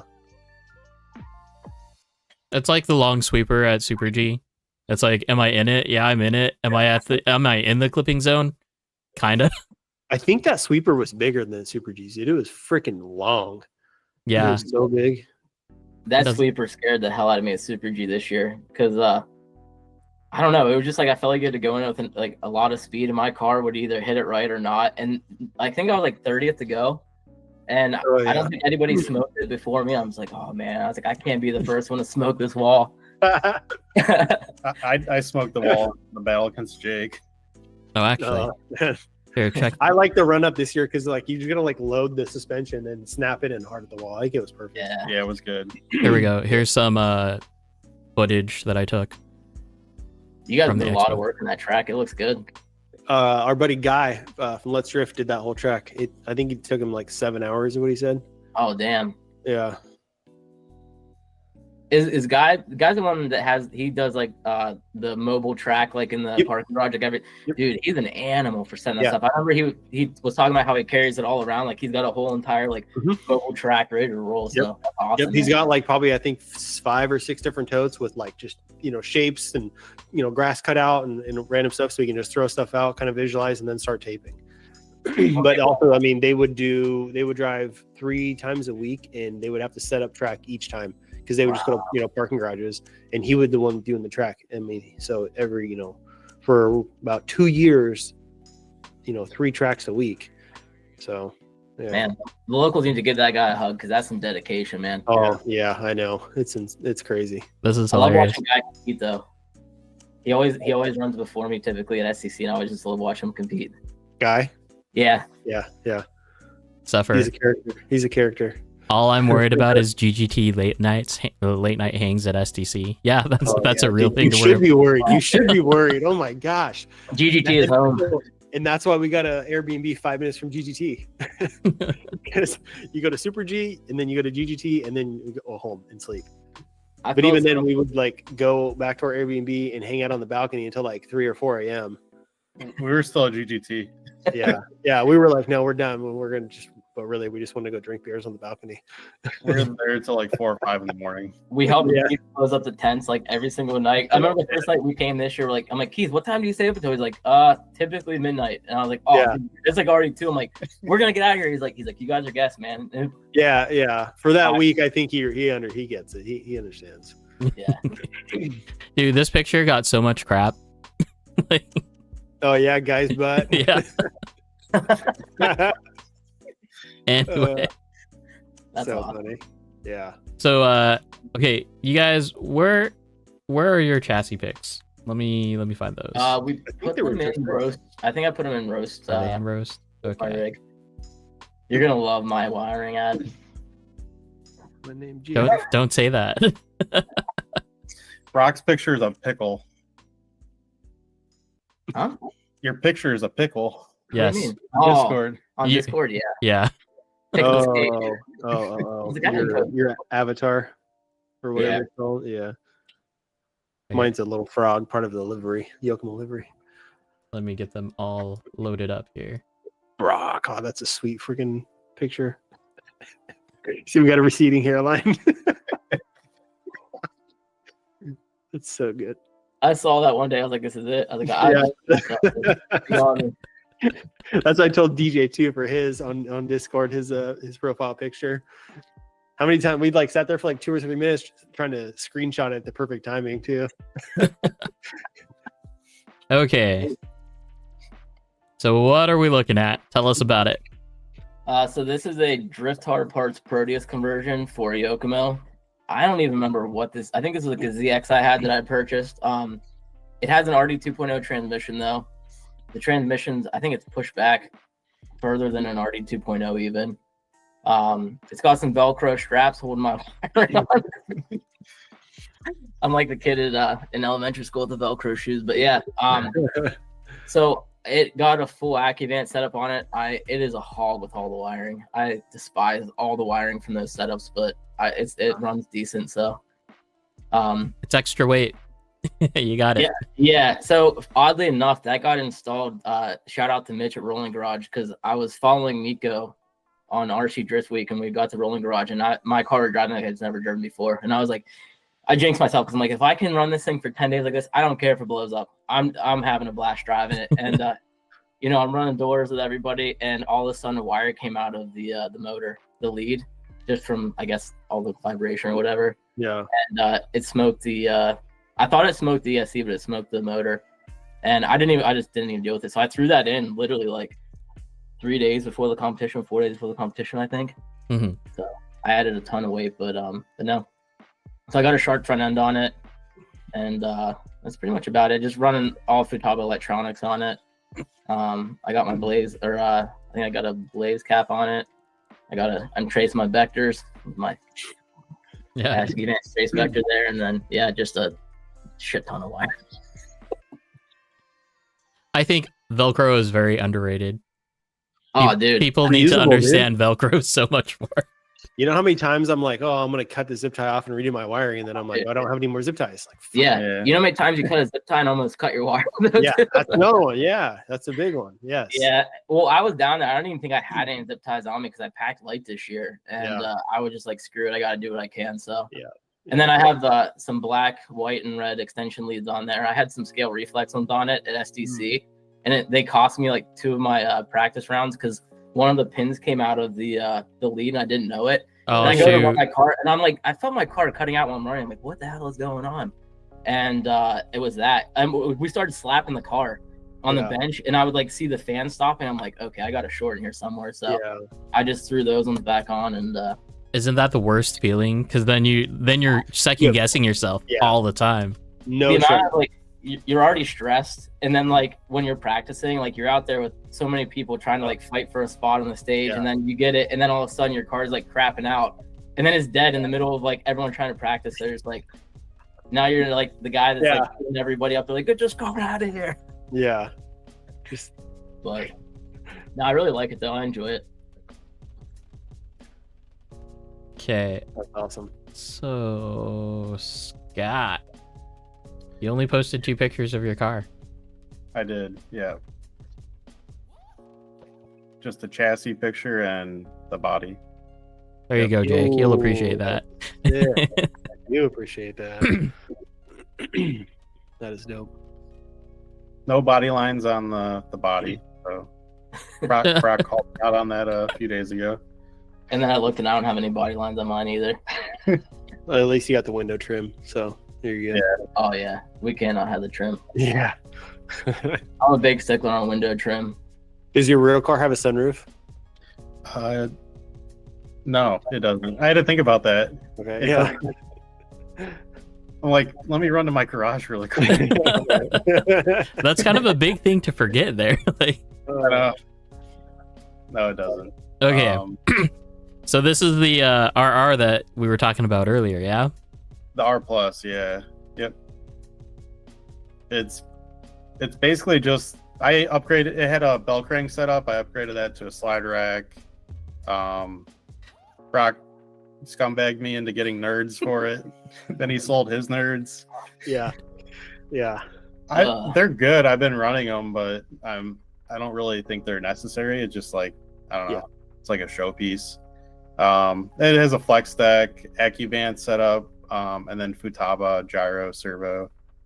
So let's talk about the Yokomo flex deck. Yeah, it is. Yeah, it is. It's the $80 carbon battery holder. Hey, but it looks so good though. But does it? Actually, Is that mine?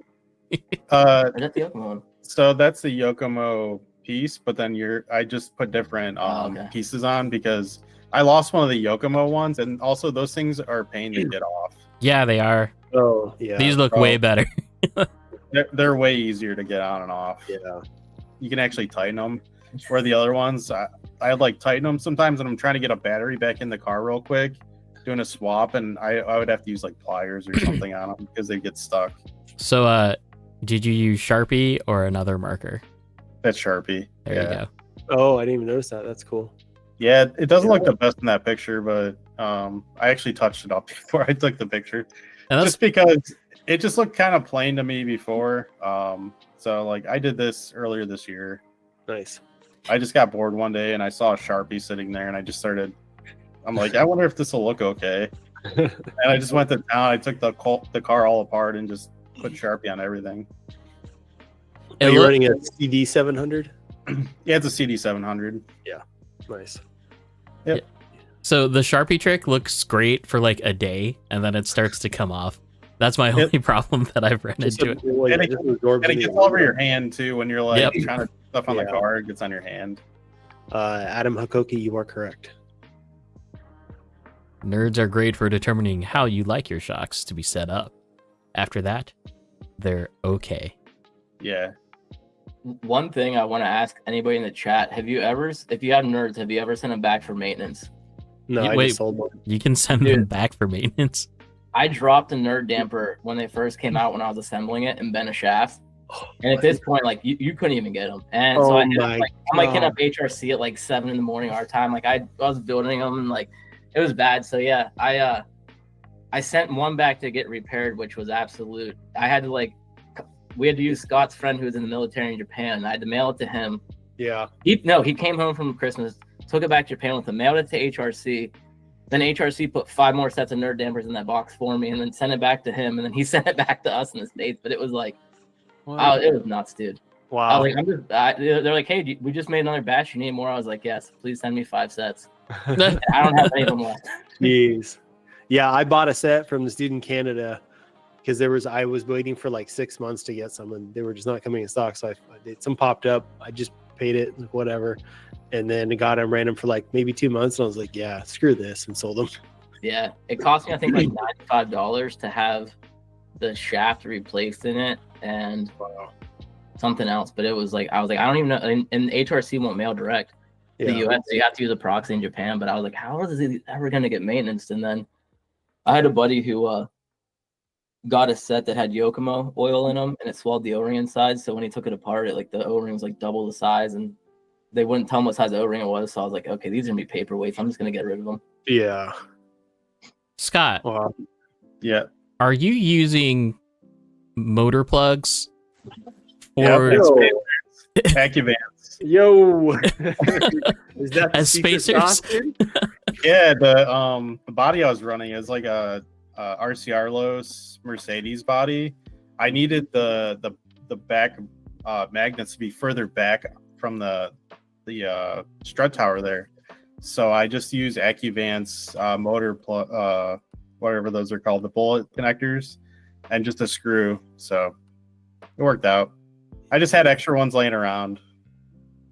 I was correct. If it works, it works. I'm Bougie just surprised I was able to identify it. It's like, Yeah. You have a I good saw eye. that and I was like, oh, that's kind of a weird spacer. I was like, oh, maybe it's just a brass one, whatever. It They're is. bougie spacers. It is. It's brass. Yeah.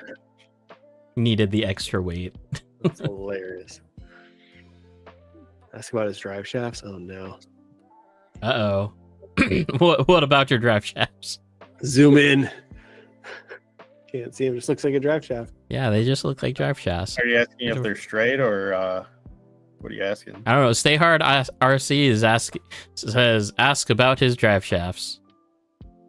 Were they all rusty? That when they're like when I was going crazy about that, maybe. Maybe he's talking about the active toe setup that I had. Oh, maybe. So I had, not on this right now, earlier this year I was messing around with, I actually put servos on the back of the car to make it squat. Whoa.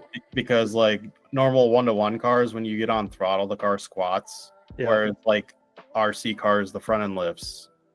So I was trying to like mimic the squatting to make the active toe a little more active. Yeah. I burned out a few servos and I just stopped messing with that for now. But I like 3D printed a plate to go on the back in place of the diffuser, and there were 2 servos mounted on there. But I just had it with the trigger, so when you get on throttle, it would lift up the rear arms and make the car actually squat. Mm-hmm. That's pretty cool. Yeah, just trying different stuff. Yeah, that's what it's about. Hold on. Have you guys seen the I think they put like the Ghostbuster like body on it, but it has it's compiled of 4 servos, 2 on the front, 2 in the rear, with a control unit. And what it does is that it actually mimics your body roll. So like when you're seeing this like big boat of a body, it like actually does the boat thing. Pretty sweet. I forget what it's called, but it's super cool. But that's a lot of weight to throw out a car too. Yeah. Sounds like a lot of programming servos too. Yeah. Well, they're just regular servos, like not programming the servo, but just the system for it, right? That's true. Like the I wonder PIDs. if he's asking about the drive shafts. When I had like the stock Yokomo cups on there at one point, and my drive shafts almost ate all the way through. But I did the upgraded shafts and the protectors on them. I did change them out. Don't worry. I've been there too. They were really bad. Okay. Do-do-do. And did you guys post up any other pictures that I need to show here? Yes, of the chassis, and then we posted some RC Drift Week photos. Oh, that's what those were. Okay. In the Just Pics. Yeah. I think we may have posted some photos from Colorado too, from when we went to Scale Science last year. We had a bunch of teams we painted up and stuff, and our buddy did like a custom livery for it. So let's talk about this actually, because you said in chat, let's talk about RC Drift Week. Tell us about your RC Drift Week. Yeah, because this sounds dope. Yeah. So yes, it does sound dope, and I'm freaking jealous as hell about it, because I came up with this a long time ago from watching RC, or not just Drift Week. I was like, hey, let's go. My buddies were like, hey, let's drive to California, hit all these tracks, and then COVID hit, so we couldn't do it. But oh damn. So yeah, explain how you guys did it, because I'm jealous. I think we just kind of coined, it was a joke on the first week. So we planned to go to STC in 23, and I think we were planning to go for like 5 days, and I was like, if we're gonna go for 5, let's just go for 8, and 8 turned into 10. Yeah. And I just started hitting up everybody out there that I could. All the track owners, just trying to coordinate like stops along the way. Yeah. And those are some Jap dogs. They were so good. But so yeah, we ended up just linking up, set up a calendar with the owners of tracks, and we went from LA. We flew into LA, picked up a Turo, because if you get a Turo car, you have to return it where you pick it up. So we got in a car. I think the first year we went to STC and we did finals first. So we literally went straight from the airport to the meet and greet and drove finals, and then after finals, we met Mitch and all those guys there, Jeremy from Driftwell, which is up there. Mm-hmm. So we told them we were heading up north, and they literally just joined with us, and they invited us out to Sky Hunter. Ike and them were like, hey, come up to Sky Hunter when we leave. So we're like, all right, well, we plan to be up to Driftwell, or no, I think we were planning to get to like our house in, I don't even know where the hell we were at, in Pittsburgh. We were up by like Pit Stop. Yeah. And we plan to get there by like, I don't know, 3 p.m. or something. And we're like, all right, yeah, we'll go to Sky Hunter. We'll just stop for 2 hours. We get there at noon, and we didn't leave until like 7 or so. And then Sky Hunter's awesome. That place is fun. Dude, it was a vibe, man. We stopped there. That was the last track. That was actually, now I think of it, when we got our tile, we drove over to there, hit that. We were there for like 2.5 hours, and then we drove home straight from there. But they don't do drifting there anymore. So yeah, that's is this the Fast and Furious house? Yeah, it is. Oh, that's cool. Yeah, we went to Bob's Market too. Yeah, I think Bob's Market might be the next photo. So yeah, we had to go there. It was like completely random, but it's not that far away. We just made it about a whole just the whole trip up north, and then after we went up north, we came back down. But yeah, we went to Sky Hunter, and then we left there at 7 p.m. and we're like, all right, we're gonna get to our house, and like we have a 6-hour drive. We'll get there by like 1. And Pete from Natachi's like, hey, come to Driftwell. Well, then we go to Jeremy's and Driftwell. It's like halfway stop. I think we left Jeremy's at like 4 a.m. Oh my gosh. I think we missed a whole day at our Airbnb actually. So we got there. We got there like the next day we were supposed to, but And then from there, we had like 3 hours of sleep, and we went to pit stop. And then we were hanging out with Josh and all those guys. And then from pit stop is awesome, dude. That track is so fun. Yeah, pit stop is great, man. I mean, honestly, all the tracks are great. Everyone in that whole area like took us in, and then Mitch from Rolling Garage. It was funny because he came every single track we were at. He came like we went with them to Sky Hunter. I think Mitch may have stopped at Driftwell too, maybe not. But then the next day, he ended up like driving the whole way from Sacramento to pit stop, and then I think the day after that, we were going to Rolling Garage. And then I think after Rolling Garage, we had like an off day, and then we went back down to LA. And we went back down to Super G after like a week after finals, and they opened back up. Yeah. And I remember Jason at the desk was like, "Are you guys still here?" Yeah. Like, we still got like 5 more days. Because you guys stayed to watch FD, right? Yeah. Oh yeah. Then we went to FD at Irwindale. Yeah. So we always try to do like one real car event. So that was the first year we did FD, and then this last year we did the same thing, but we did STC at the end. So I think this year we're gonna do STC at the end again. Maybe I forget. We have to figure that out. But dude, the fruit cup. I love those fruit cups, man. The guy like started cutting the cup, and then he like put this condom on the cup, but it was a baggie, and like took it up another like another foot, and then just kept stacking it. So yeah, it looks so good. But yeah, it's just literally just about hitting as many tracks as we can. I think in 10 days we slept for like 32 hours maybe. Yeah, I get it. Yeah, but this year we're just in the early planning phases now. So if you have a track in NorCal or SoCal, let us know. We'll hit it up. This year we're definitely going to try to hit up the Rolling Garage again, without a doubt. Rolling Garage. Pit stop and all those. But I was kind of thinking of the same thing because Super G is always closed the weekend prior, so you can do the whole track. Or no, it's the week prior, and then they open on Tuesday. So they're always closed on Monday, no matter what. So I was thinking that this year flying down to like Rolling Garage or Sacramento, go hit Rolling Garage on like Saturday or Sunday, and then fly down to LA like Monday, and then But join us on RC Drift Week, man. Yeah, I might need to get your guys' schedule and figure it out, but that'd be cool. Yeah, we're I think that this year's dates. What is it? The 26th. The 26th is when we get into LA and then drive up north, and then we'd be leaving the 6th. Gotcha. So finals is like the 4th, 5th, or whatever, right? Yeah, the first week of October. Yeah, that's what I thought. I know. I remember seeing it, but I couldn't. I was trying to find it again the other day, and I couldn't find it. But yeah, okay. Normally, the trip is like more heavy towards LA area. This year, we're gonna be Northern California more. Yeah, they're getting so many tracks up there. They got.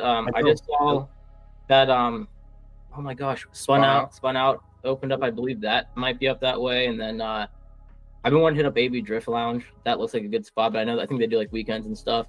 Yeah. And then there was, did you guys go to A-Main? No, that's one that we want to go to. Go. Yeah. I'm telling you, you will never go to a nicer facility ever. Yeah, that's what I literally insane.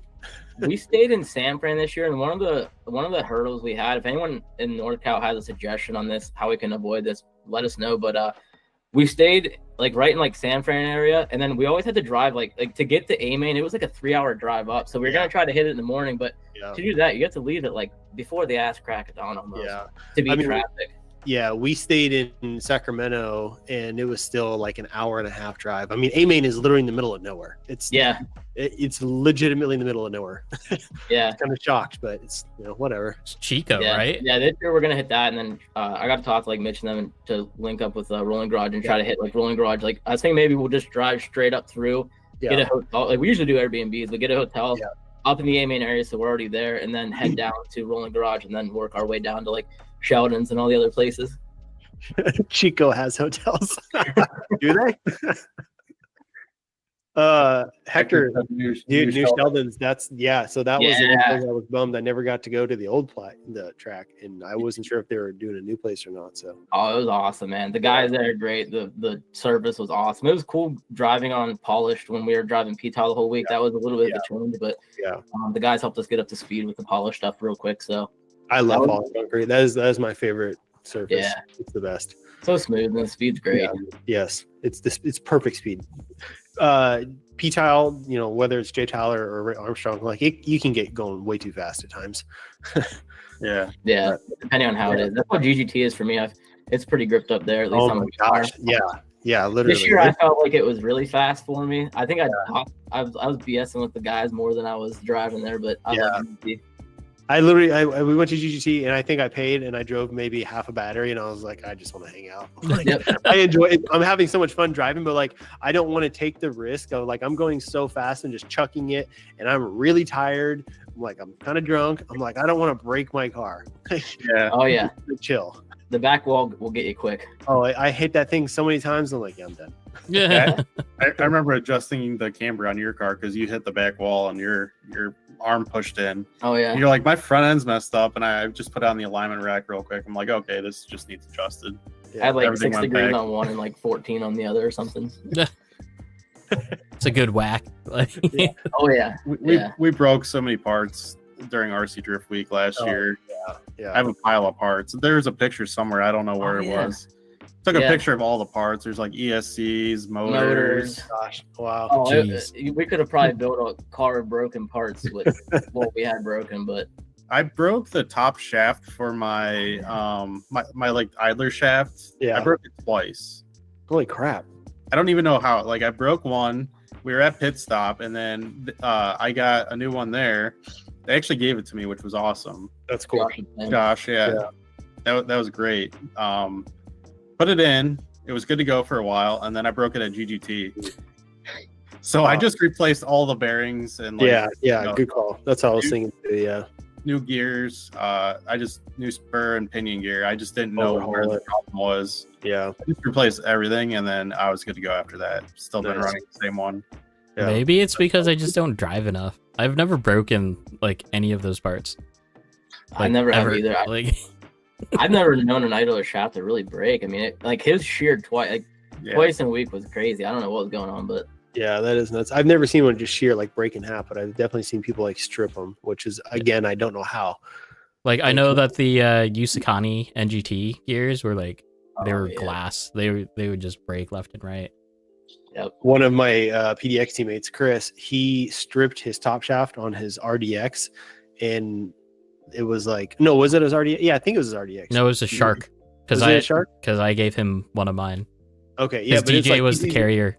He's using, Shark. he's using plastic idler gears, and then the aluminum top shaft stripped out. It's like, how does that work? You got me. I don't know. Literally, like how? some of the cars that break, I like in the parts that I'm looking at, I'm like, how? Like it's like you said, how? Never would have thought. Like how does that happen? But so one thing with like RC Drift Week, which is the same for Drift Week, is those guys hit a lot of different tracks in a short amount of time. So their skill level actually goes up during that week. Oh yeah, For So- sure. definitely. Yeah, We had a new guy join us last year, and we saw his driving change throughout the week. Oh yeah. well, it's great too because you get to go drive with other people, and it's not on a competition platform or anything like that. And it's like, but you're driving with all these guys from different tracks that drive that track every single day or every week or whatever, so they know it in and out. Yep. And they can help you. A lot of them really do. They can help you. Oh, just run this camber, run this boost, whatever FDR, and that immediately gets you on their level. And then it's like you can just focus on your skills of just driving your car and matching their angle, their style, whatever. And then you go to another track and do it all over again. So then by the time you get back home, you're like, you've learned all of this new knowledge. So it's awesome. Yeah. It's That's what insane. happened with us when we went down there. Yeah. I don't even care about the competition. Like that's just it's fun Yeah. for me, but it's really to me about driving with like all of the best drivers in the world. Oh yeah. Yeah. That's what I'm saying. Like, yeah, when you get to do those things, it's like there's no competition. So you're just driving, hanging out with your buddies. Yep. Yeah. It's Even the at- best part. Even at finals, those are still like, you know, the best drivers coming in for that. And you're driving with them at night at GGT or, you know, other tracks. Because the first year we drove with like the same people even after finals. Last year we drove with a bunch of those guys and then we drove with them at finals. So it was pretty awesome. Yeah. Yeah, that's one thing that like we do Drift to Death. That's going to be our annual event every single year, and we're trying to make it big enough to a point where it's like kind of like Worlds, where we want a lot of people to just come in and show up. Maybe make it a 4 or 5 day event, whatever. But there's no competition. Just come and drive Matsuri, big hangout sesh, like the Scale Science one. Potluck Matsuri. The It's potluck. a great event. It's coming Did that out. last year. I want to do that really bad, but Yeah. It's That's all wild, I- man. It's a good time. Yeah, that's what I hear. I got a couple buddies from Seattle going. That's next weekend, right? Or Something like that. Yeah. Brandon's going. Yeah, Brandon and there's somebody else. I forgot already. I don't remember. We did drop some pictures from that in the Discord as Yeah. well from last. It's one like the last orange year. bodied Adam. The which one? It was orange bodies. Oh, okay. Yeah. So we had 9 of us go out for that to scale science last year, and yeah, it was a blast. Colorado was awesome. It was crazy. It was like 80 degrees one day and snowing the next. That's what. Yeah, I remember watching everyone's stories. I'm like, oh my gosh, what a change in weather. Me and Scott actually snuck away, and we went. Oh, that's so. That's my shed, the spray booth. me and a buddy fabbed that up in a hurry because it was like 18 degrees outside, I think. So we had like a heater in there and like partitioned off my shed and went to town for like 10 hours just painting bodies like crazy. Or The this. first photo I saw was with like all the cars outside with the snow, and I saw like the white front bumper. I was like, oh, someone just like stuffed their car into the snow and then took a picture. But then I saw the rest of them. I'm like, oh no, that's just a white bumper. Yeah. Yeah. That's hilarious. That's rad. Hold on, I'm trying to find. Oh, that F2000 is sick. Yeah, their buddy Clay's. Oh, like whatever. that. We'll just do. Whatever. Okay. There's a little bit of the process. So that was half the bodies. Some of them had already been dispersed by that time, but my wife came into our dining room and she's like, what is going on in here? All the There's- orange. We have orange. Yeah, it's so sick too. Like doing all of this, and then like your whole team shows up to this event, and it's just like I don't know. It's really cool. Yeah, it was. You It was just really stand out. Everyone knows like, oh, you're the Ohio guys or whatever. Yeah, we picked a pretty bright color too. It worked out pretty well though. The Miata guy actually, he lives in Nebraska. His name's Clayton.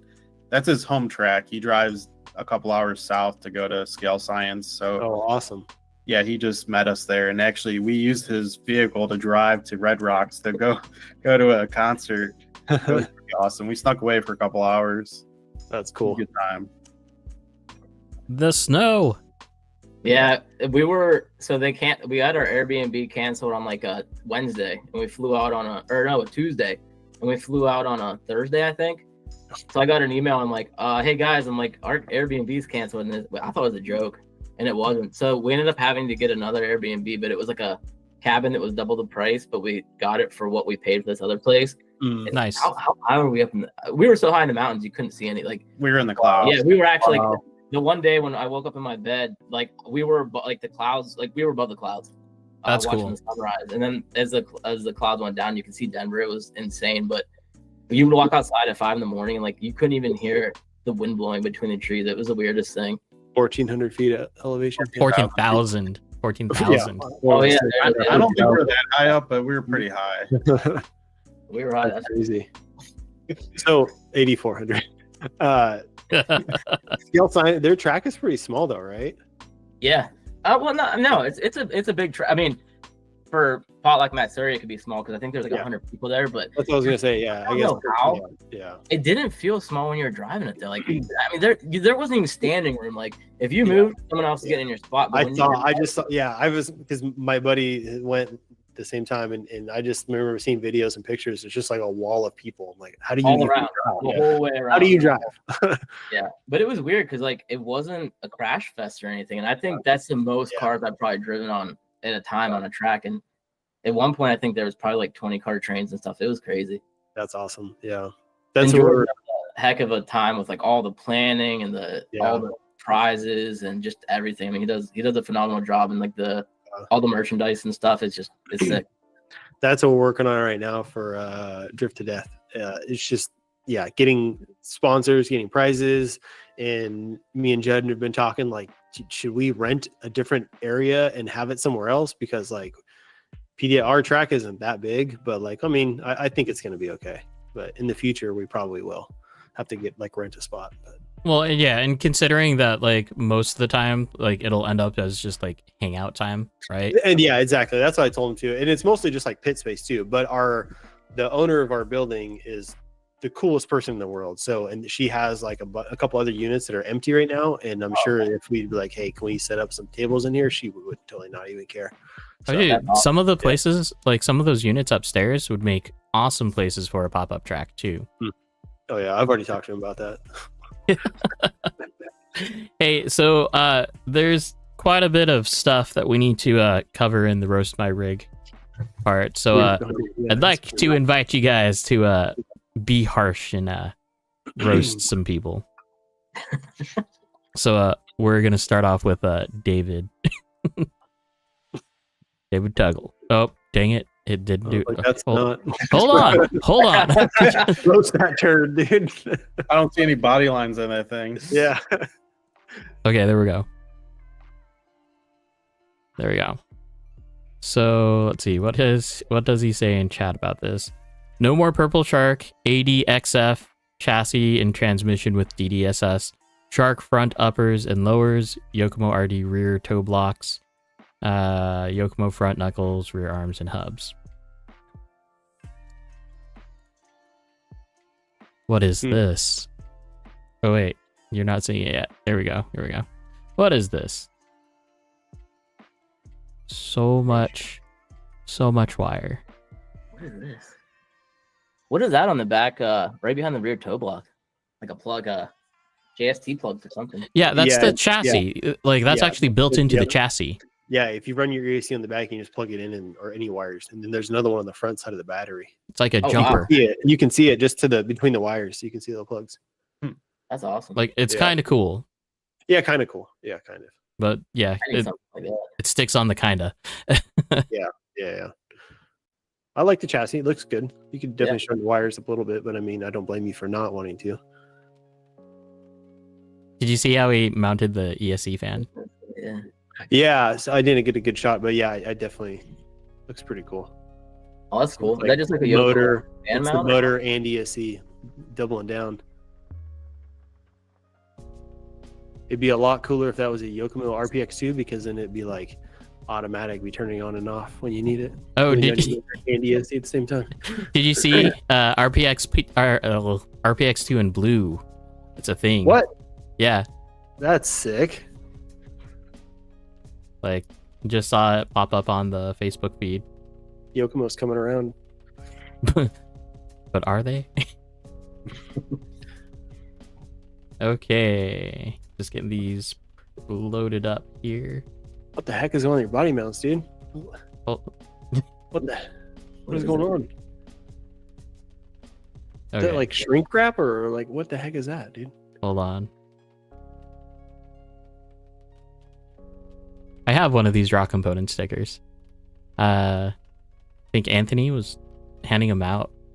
No, it's Chris. This is Chris Hawkins. My bad. Sorry, Chris. What's up with those rails in the middle? Is that like a It's like a vertical upper rail. Yeah, okay? all the cables. They're all twisted. So yeah, So it's if you a little pro tip on your antenna, if you just pull on it No, really hard, stop. it'll come right out. no. You won't have to deal with all that wire. My God. Who needs- Different you don't anyway. run out, yeah, you're good. You don't run accident, so you don't have to worry about binding or riding your stuff very far away. So you're good. Just pull on it really hard. So it's wrapped with electrical tape. Yeah, what in the world? Okay. I get it because like if your magnets are too strong, Oh yeah. then it's kind of like whatever. that's true, But then your yeah. body pops off. So Yeah, sometimes you have like what Pandora bodies where they're really thin, so you just rip on them and they just get all messed up. I like my body to stay on when I send my car into a wall. Yeah, yeah, same. I mean, Or but sometimes if you have strong enough magnets, you hit a wall and your body pops off and it'll pop back on. That's my favorite. Where you just hit the other wall to make it pop Yes. back. Yeah, yeah. Sometimes I just wiggle my radio and it just like resets the body. don't be like Jake, guys. Don't Do rip. it. Don't. Try it. Try it, dude. It's fun. You can't even do that anymore. You have a you use the Yeah, four no, I on don't four do that receivers. Yeah, I Stop use it. the Probably. One thing that frustrates me about hobbying is they only use freaking 2 screws on their ESC fan. Yeah. It's like, why? Why? Well, It's so stupid. and it's offset, right? So one set Yeah. is for 25 mil, and then the other set is for 30 mil. Yes. Yeah. I mean, Drives me nuts. I understand, like, cool. Hey, yeah, you can run either fan, but Oh, like, he has the blue button. make it work. The That's blue the button updated for the dust protection. Yeah, that's the It's a thing. It's a real thing. Got the straight bullet plugs in there. Yo. Another plug for One Up locking plugs, you guys. They're I need pretty to get epic. some of those. I need to get some. I'm They kinda are over- expensive, but I will stand by it. There is a 6PV at Expo. Yeah. Oh man, that radio is so nice. Vitaly's really thinking about getting one, Yeah. but I Yeah. was like, you might as well just get the 10PX. Dude, I don't think so. I don't know, man. Like the price, But I don't the know. It's nice. touchscreen versus the buttons, though, Yeah, whatever. It's a nice option though. it Yeah. is a nice option. That's for It sure. feels so good because it eliminates so many stupid buttons you don't need, like the 10PX has, like the rocker, the little button down by your finger. Yeah, the button on on the base of it, like those can go away. That little like toggle switch on the base is so dumb. Just I always get it. bump those and I'm like, did I just do something? And Yeah. I have no idea. All the time. Oh, Okay, that's pretty clean. hold on. Look at that rear active toe. Hell yeah. Look at that body is sick too. Also, real quick on that black body that Adam showed like 5 minutes ago, that thing is sick. I don't know whose it was, but it's I didn't super actually show the body. no, you did. I saw it on my screen. Okay. It was like a quick bleep. What's that above the battery tray? Is that Velcro? Do I have a It looks like it might be. tape. Yes, it is I don't know. Velcro. Oh, it's Velcro. It's Velcro. Velcro Brothers? Hell yeah. You know what the best stuff is though? It's that it's like the hard plastic stuff, but it like interlocks. Like that stuff is awesome. Oh yeah. It's like clamped together. Yeah. Like you like affirmative, tactile, like you know that it's not going anywhere. Yeah. Oh, he's got the wrap up next body post too in the front. Those are pretty sweet. Yeah. Magnets, they're like adjustable. Dude, these Yusakani like fan shrouds, you can't find them for the 30 mil anymore. It's crazy. What deck is this? Is this It's bingo? a bingo wasp. Yeah, okay, that's what I thought. I saw the honeycomb and I was like, it's gotta be. So home track is A main, body is a Addiction RC S13, chassis is an RMX 2.5 RS. So okay, so straight cut chassis or straight cut gears and active toe. Yeah. Bingo wasp. David Tuggle, if you want to sell that body, you should let me buy it from you. Hobby Wing XT10, Rev D 10.5, Rev D RSST servo. Oh, that's what else I wanted to bring up. Servos. Oh my gosh, you guys. So RSST Pro is like $150 to $180 now. Oh, tell Adam to show it. Which one? Oh, the black body, David's. Hold on. We were roasting his chassis a minute ago. It's the whitey. No, what is that? I got the it. shark. This thing, yeah. Lightworks. Yeah, look at that, dude. So sick. Double wing. Oh, This is a double wing. so hard. Okay, so RSST Pro is like $150, $180, right? So it's like CT or CD, CD 700. well, CD 500 and 550 or whatever, right? 270 for a CD 700. Right. So, big gap. I mean, kind of. Like the gap used to be from like 130 all the way up to there, right? Because of like SPO3. Well, it That's used to where be like $200 gap, and I guess it's a little bit shorter now. Yeah, it's I Yeah. don't know. Like So, have you driven anybody's Pro? not yet. But I did see that new feature, the counter assist. So that's curious. Yeah. I'm very curious in that. DJ. DJ, I just got one for 120. So if you know where to find it, then you can get them for cheaper than 150. Oh, Not me, DJ. Oh, that DJ. Yeah, not this one. What? I got one for you, Budget. Adam. Adam, I think, what did you pay? Like around that 120? 130? I wish we found mine when they were just like launching, right? So No. it ended up being like 180. For your CD700? Yeah. I thought it was cheaper than that. No, it's because it literally had like launched maybe a few months before, so it's still a brand new servo. But you still got a deal on it. Yeah, totally, $100 off for sure. Yeah. Well, actually, no, because what it was like 150, 160, and then I paid you extra tip, Yeah. something like that. Pocho 00 Pocho, something like that. Oh, yeah, good question. Besides PDX, are there any more tracks between Portland and Corvallis? I want to hit up some tracks when I visit my college kid. Sorry, Yes, but bro. no. Sorry, bro. The answer is not really. There are some garage tracks. Well, past Corvallis. That's way past Corvallis. How far? Like an hour? It's an hour and 40 minutes south of me. But you're not. Wait, you're before Corvallis, so he's probably like an hour and a half. I'm in line with Corvallis. Oh, you are? Yeah, pretty much. Like, so you take the same exit, you go left for Lebanon, you go right for Corvallis. Yeah, never mind. Yeah, either way. Well, still, hey, if the guy wants to drive down at Twisted Steel, he should, and So- I support it. You should. Yeah, it's a fun track, small little track, and their shop is actually really cool. They've got a lot of different stuff, Yeah. like a lot of Mini Z stuff, a lot of flying stuff too. Into that. All right.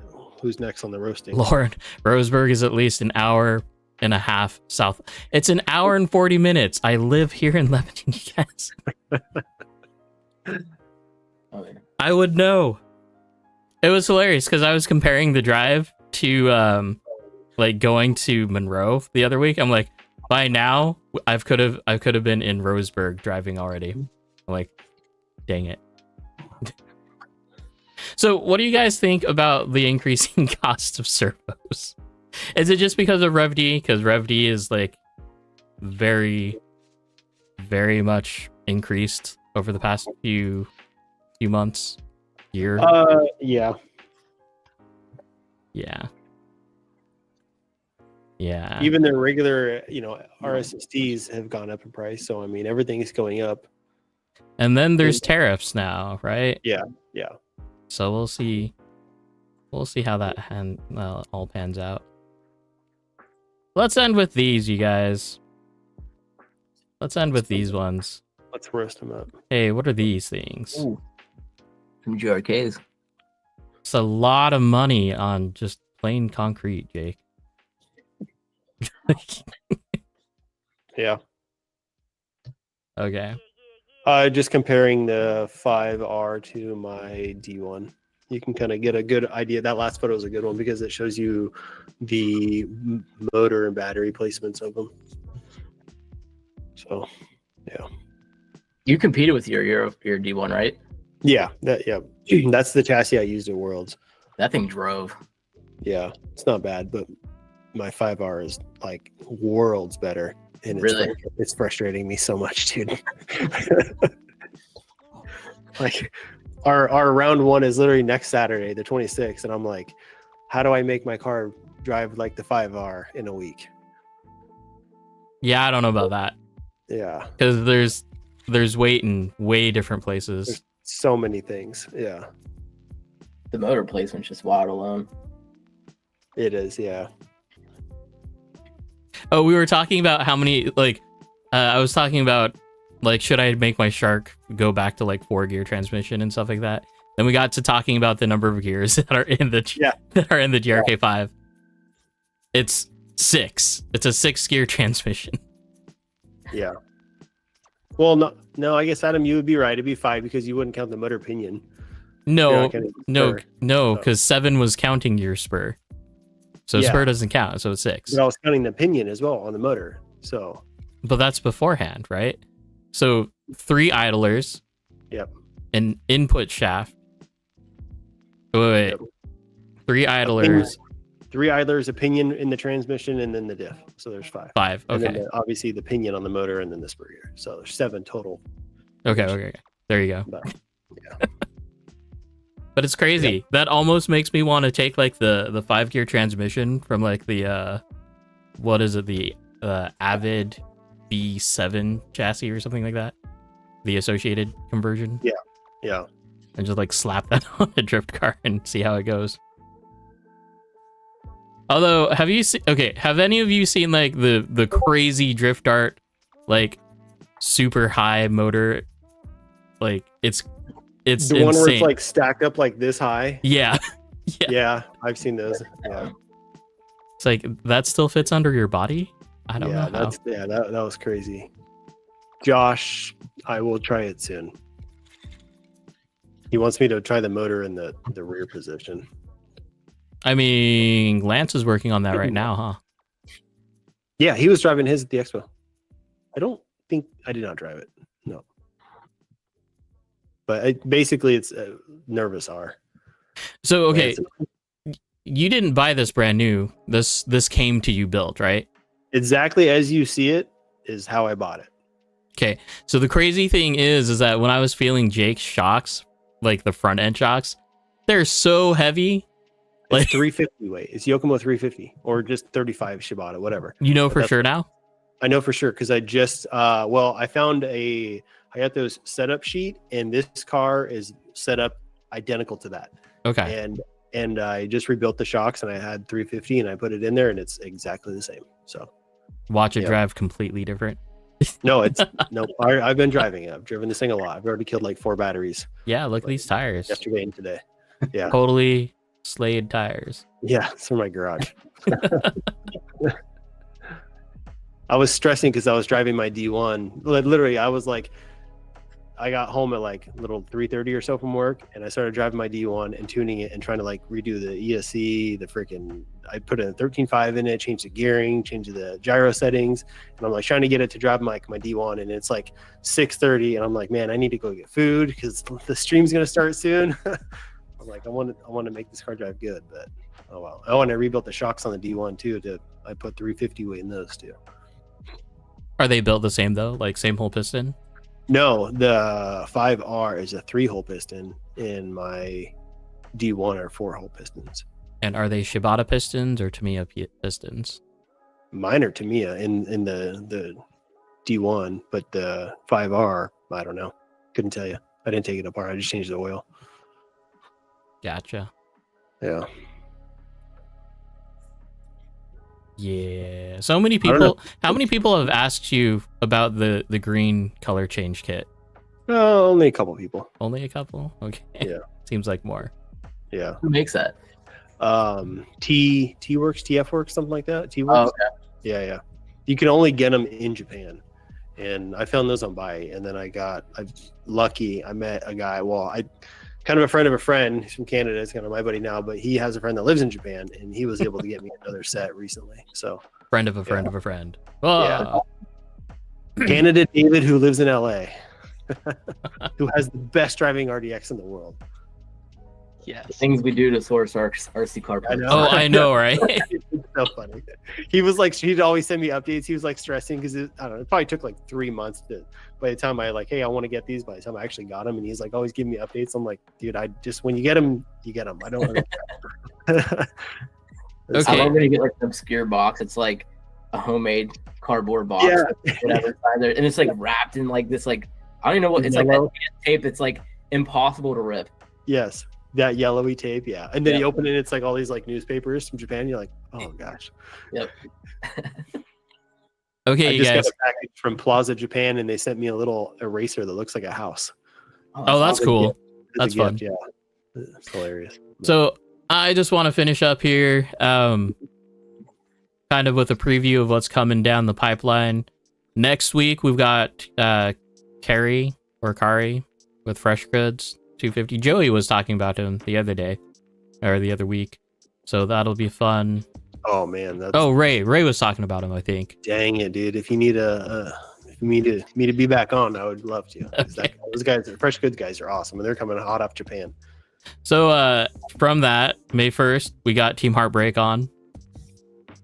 Then the 8th, we got Aaron Mulder, RC Drift Network. Oh yeah, dope. Rad Then guy. 15th, TCRC guys. That's Utah, right? Yes. TCRC, yeah. Okay. Yep. Cool guys Um, as well. Man, I'm so excited for all the upcoming episodes. 22nd, we've got Rolling Garage Mitch coming back. So that'll be Nice. interesting. Oh yeah. 29th, we got Joseph Durkee. Ooh. Yeah. Good one. Yeah. And then we got some interesting ones after that. So the 5th, this one's actually really going to be really interesting. So it's Josh with Harley Designs on YouTube and Instagram. He just got into drifting and he's been like going down that pipeline. I asked him last week and he just doesn't have the time to kind of fit it in, and I didn't realize we were scheduling so fast either. So it's all the way on June 5th. So he'll have like 2 months of drive time. It'll be a fun interview.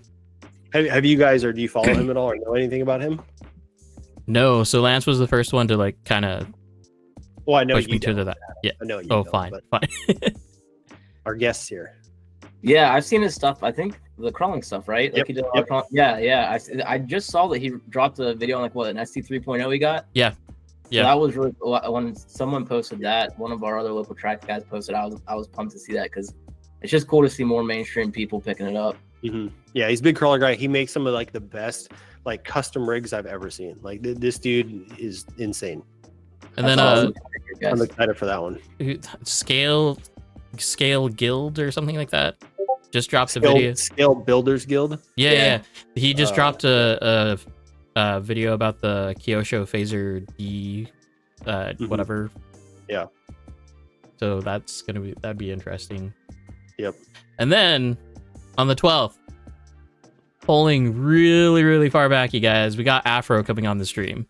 Yeah. So Afro and Joey will be back. Yeah, I'm excited for that. I'm Jake gonna join wants on to that be one on too. that one. I finally got to meet him.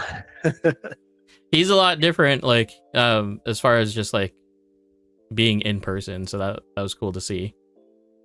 So it'll be cool. It'll be fun.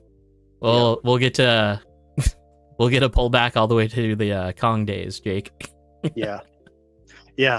I'm excited to just chat with him. Just kind of, how is drifting now compared to what it was, and just everything, the tuning differences, the people. Just there's so much that is really different. But Yeah. So again, here's the plug. If you want to be on the show, it's as easy as just messaging me or Logan or DJ or really anyone who has contact with me. It's really easy. Brock and Scott are here. Yeah, we Super are. easy awesome to be here. Yeah, and just we have a little hangout session right after this. So when we end this, don't end. David, I got plenty of room, buddy. So Scott, Brock, where can we find you on the socials? You can find me on Instagram, Brock Your Socks Off. Facebook, obviously Brock Leach.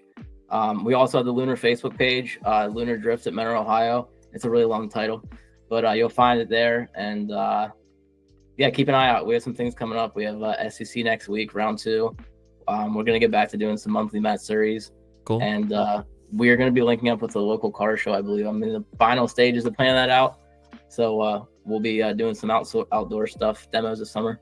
Sick. Do you guys have like D-likes or RERs or anything like that? No, a couple of the guys at the track do. I don't have any though. We have a bunch of like LP86s, so probably run those. Other guys have some like weight shift stuff, so Yeah, sick. Yeah. Those LP86s are freaking insane. They're so much fun.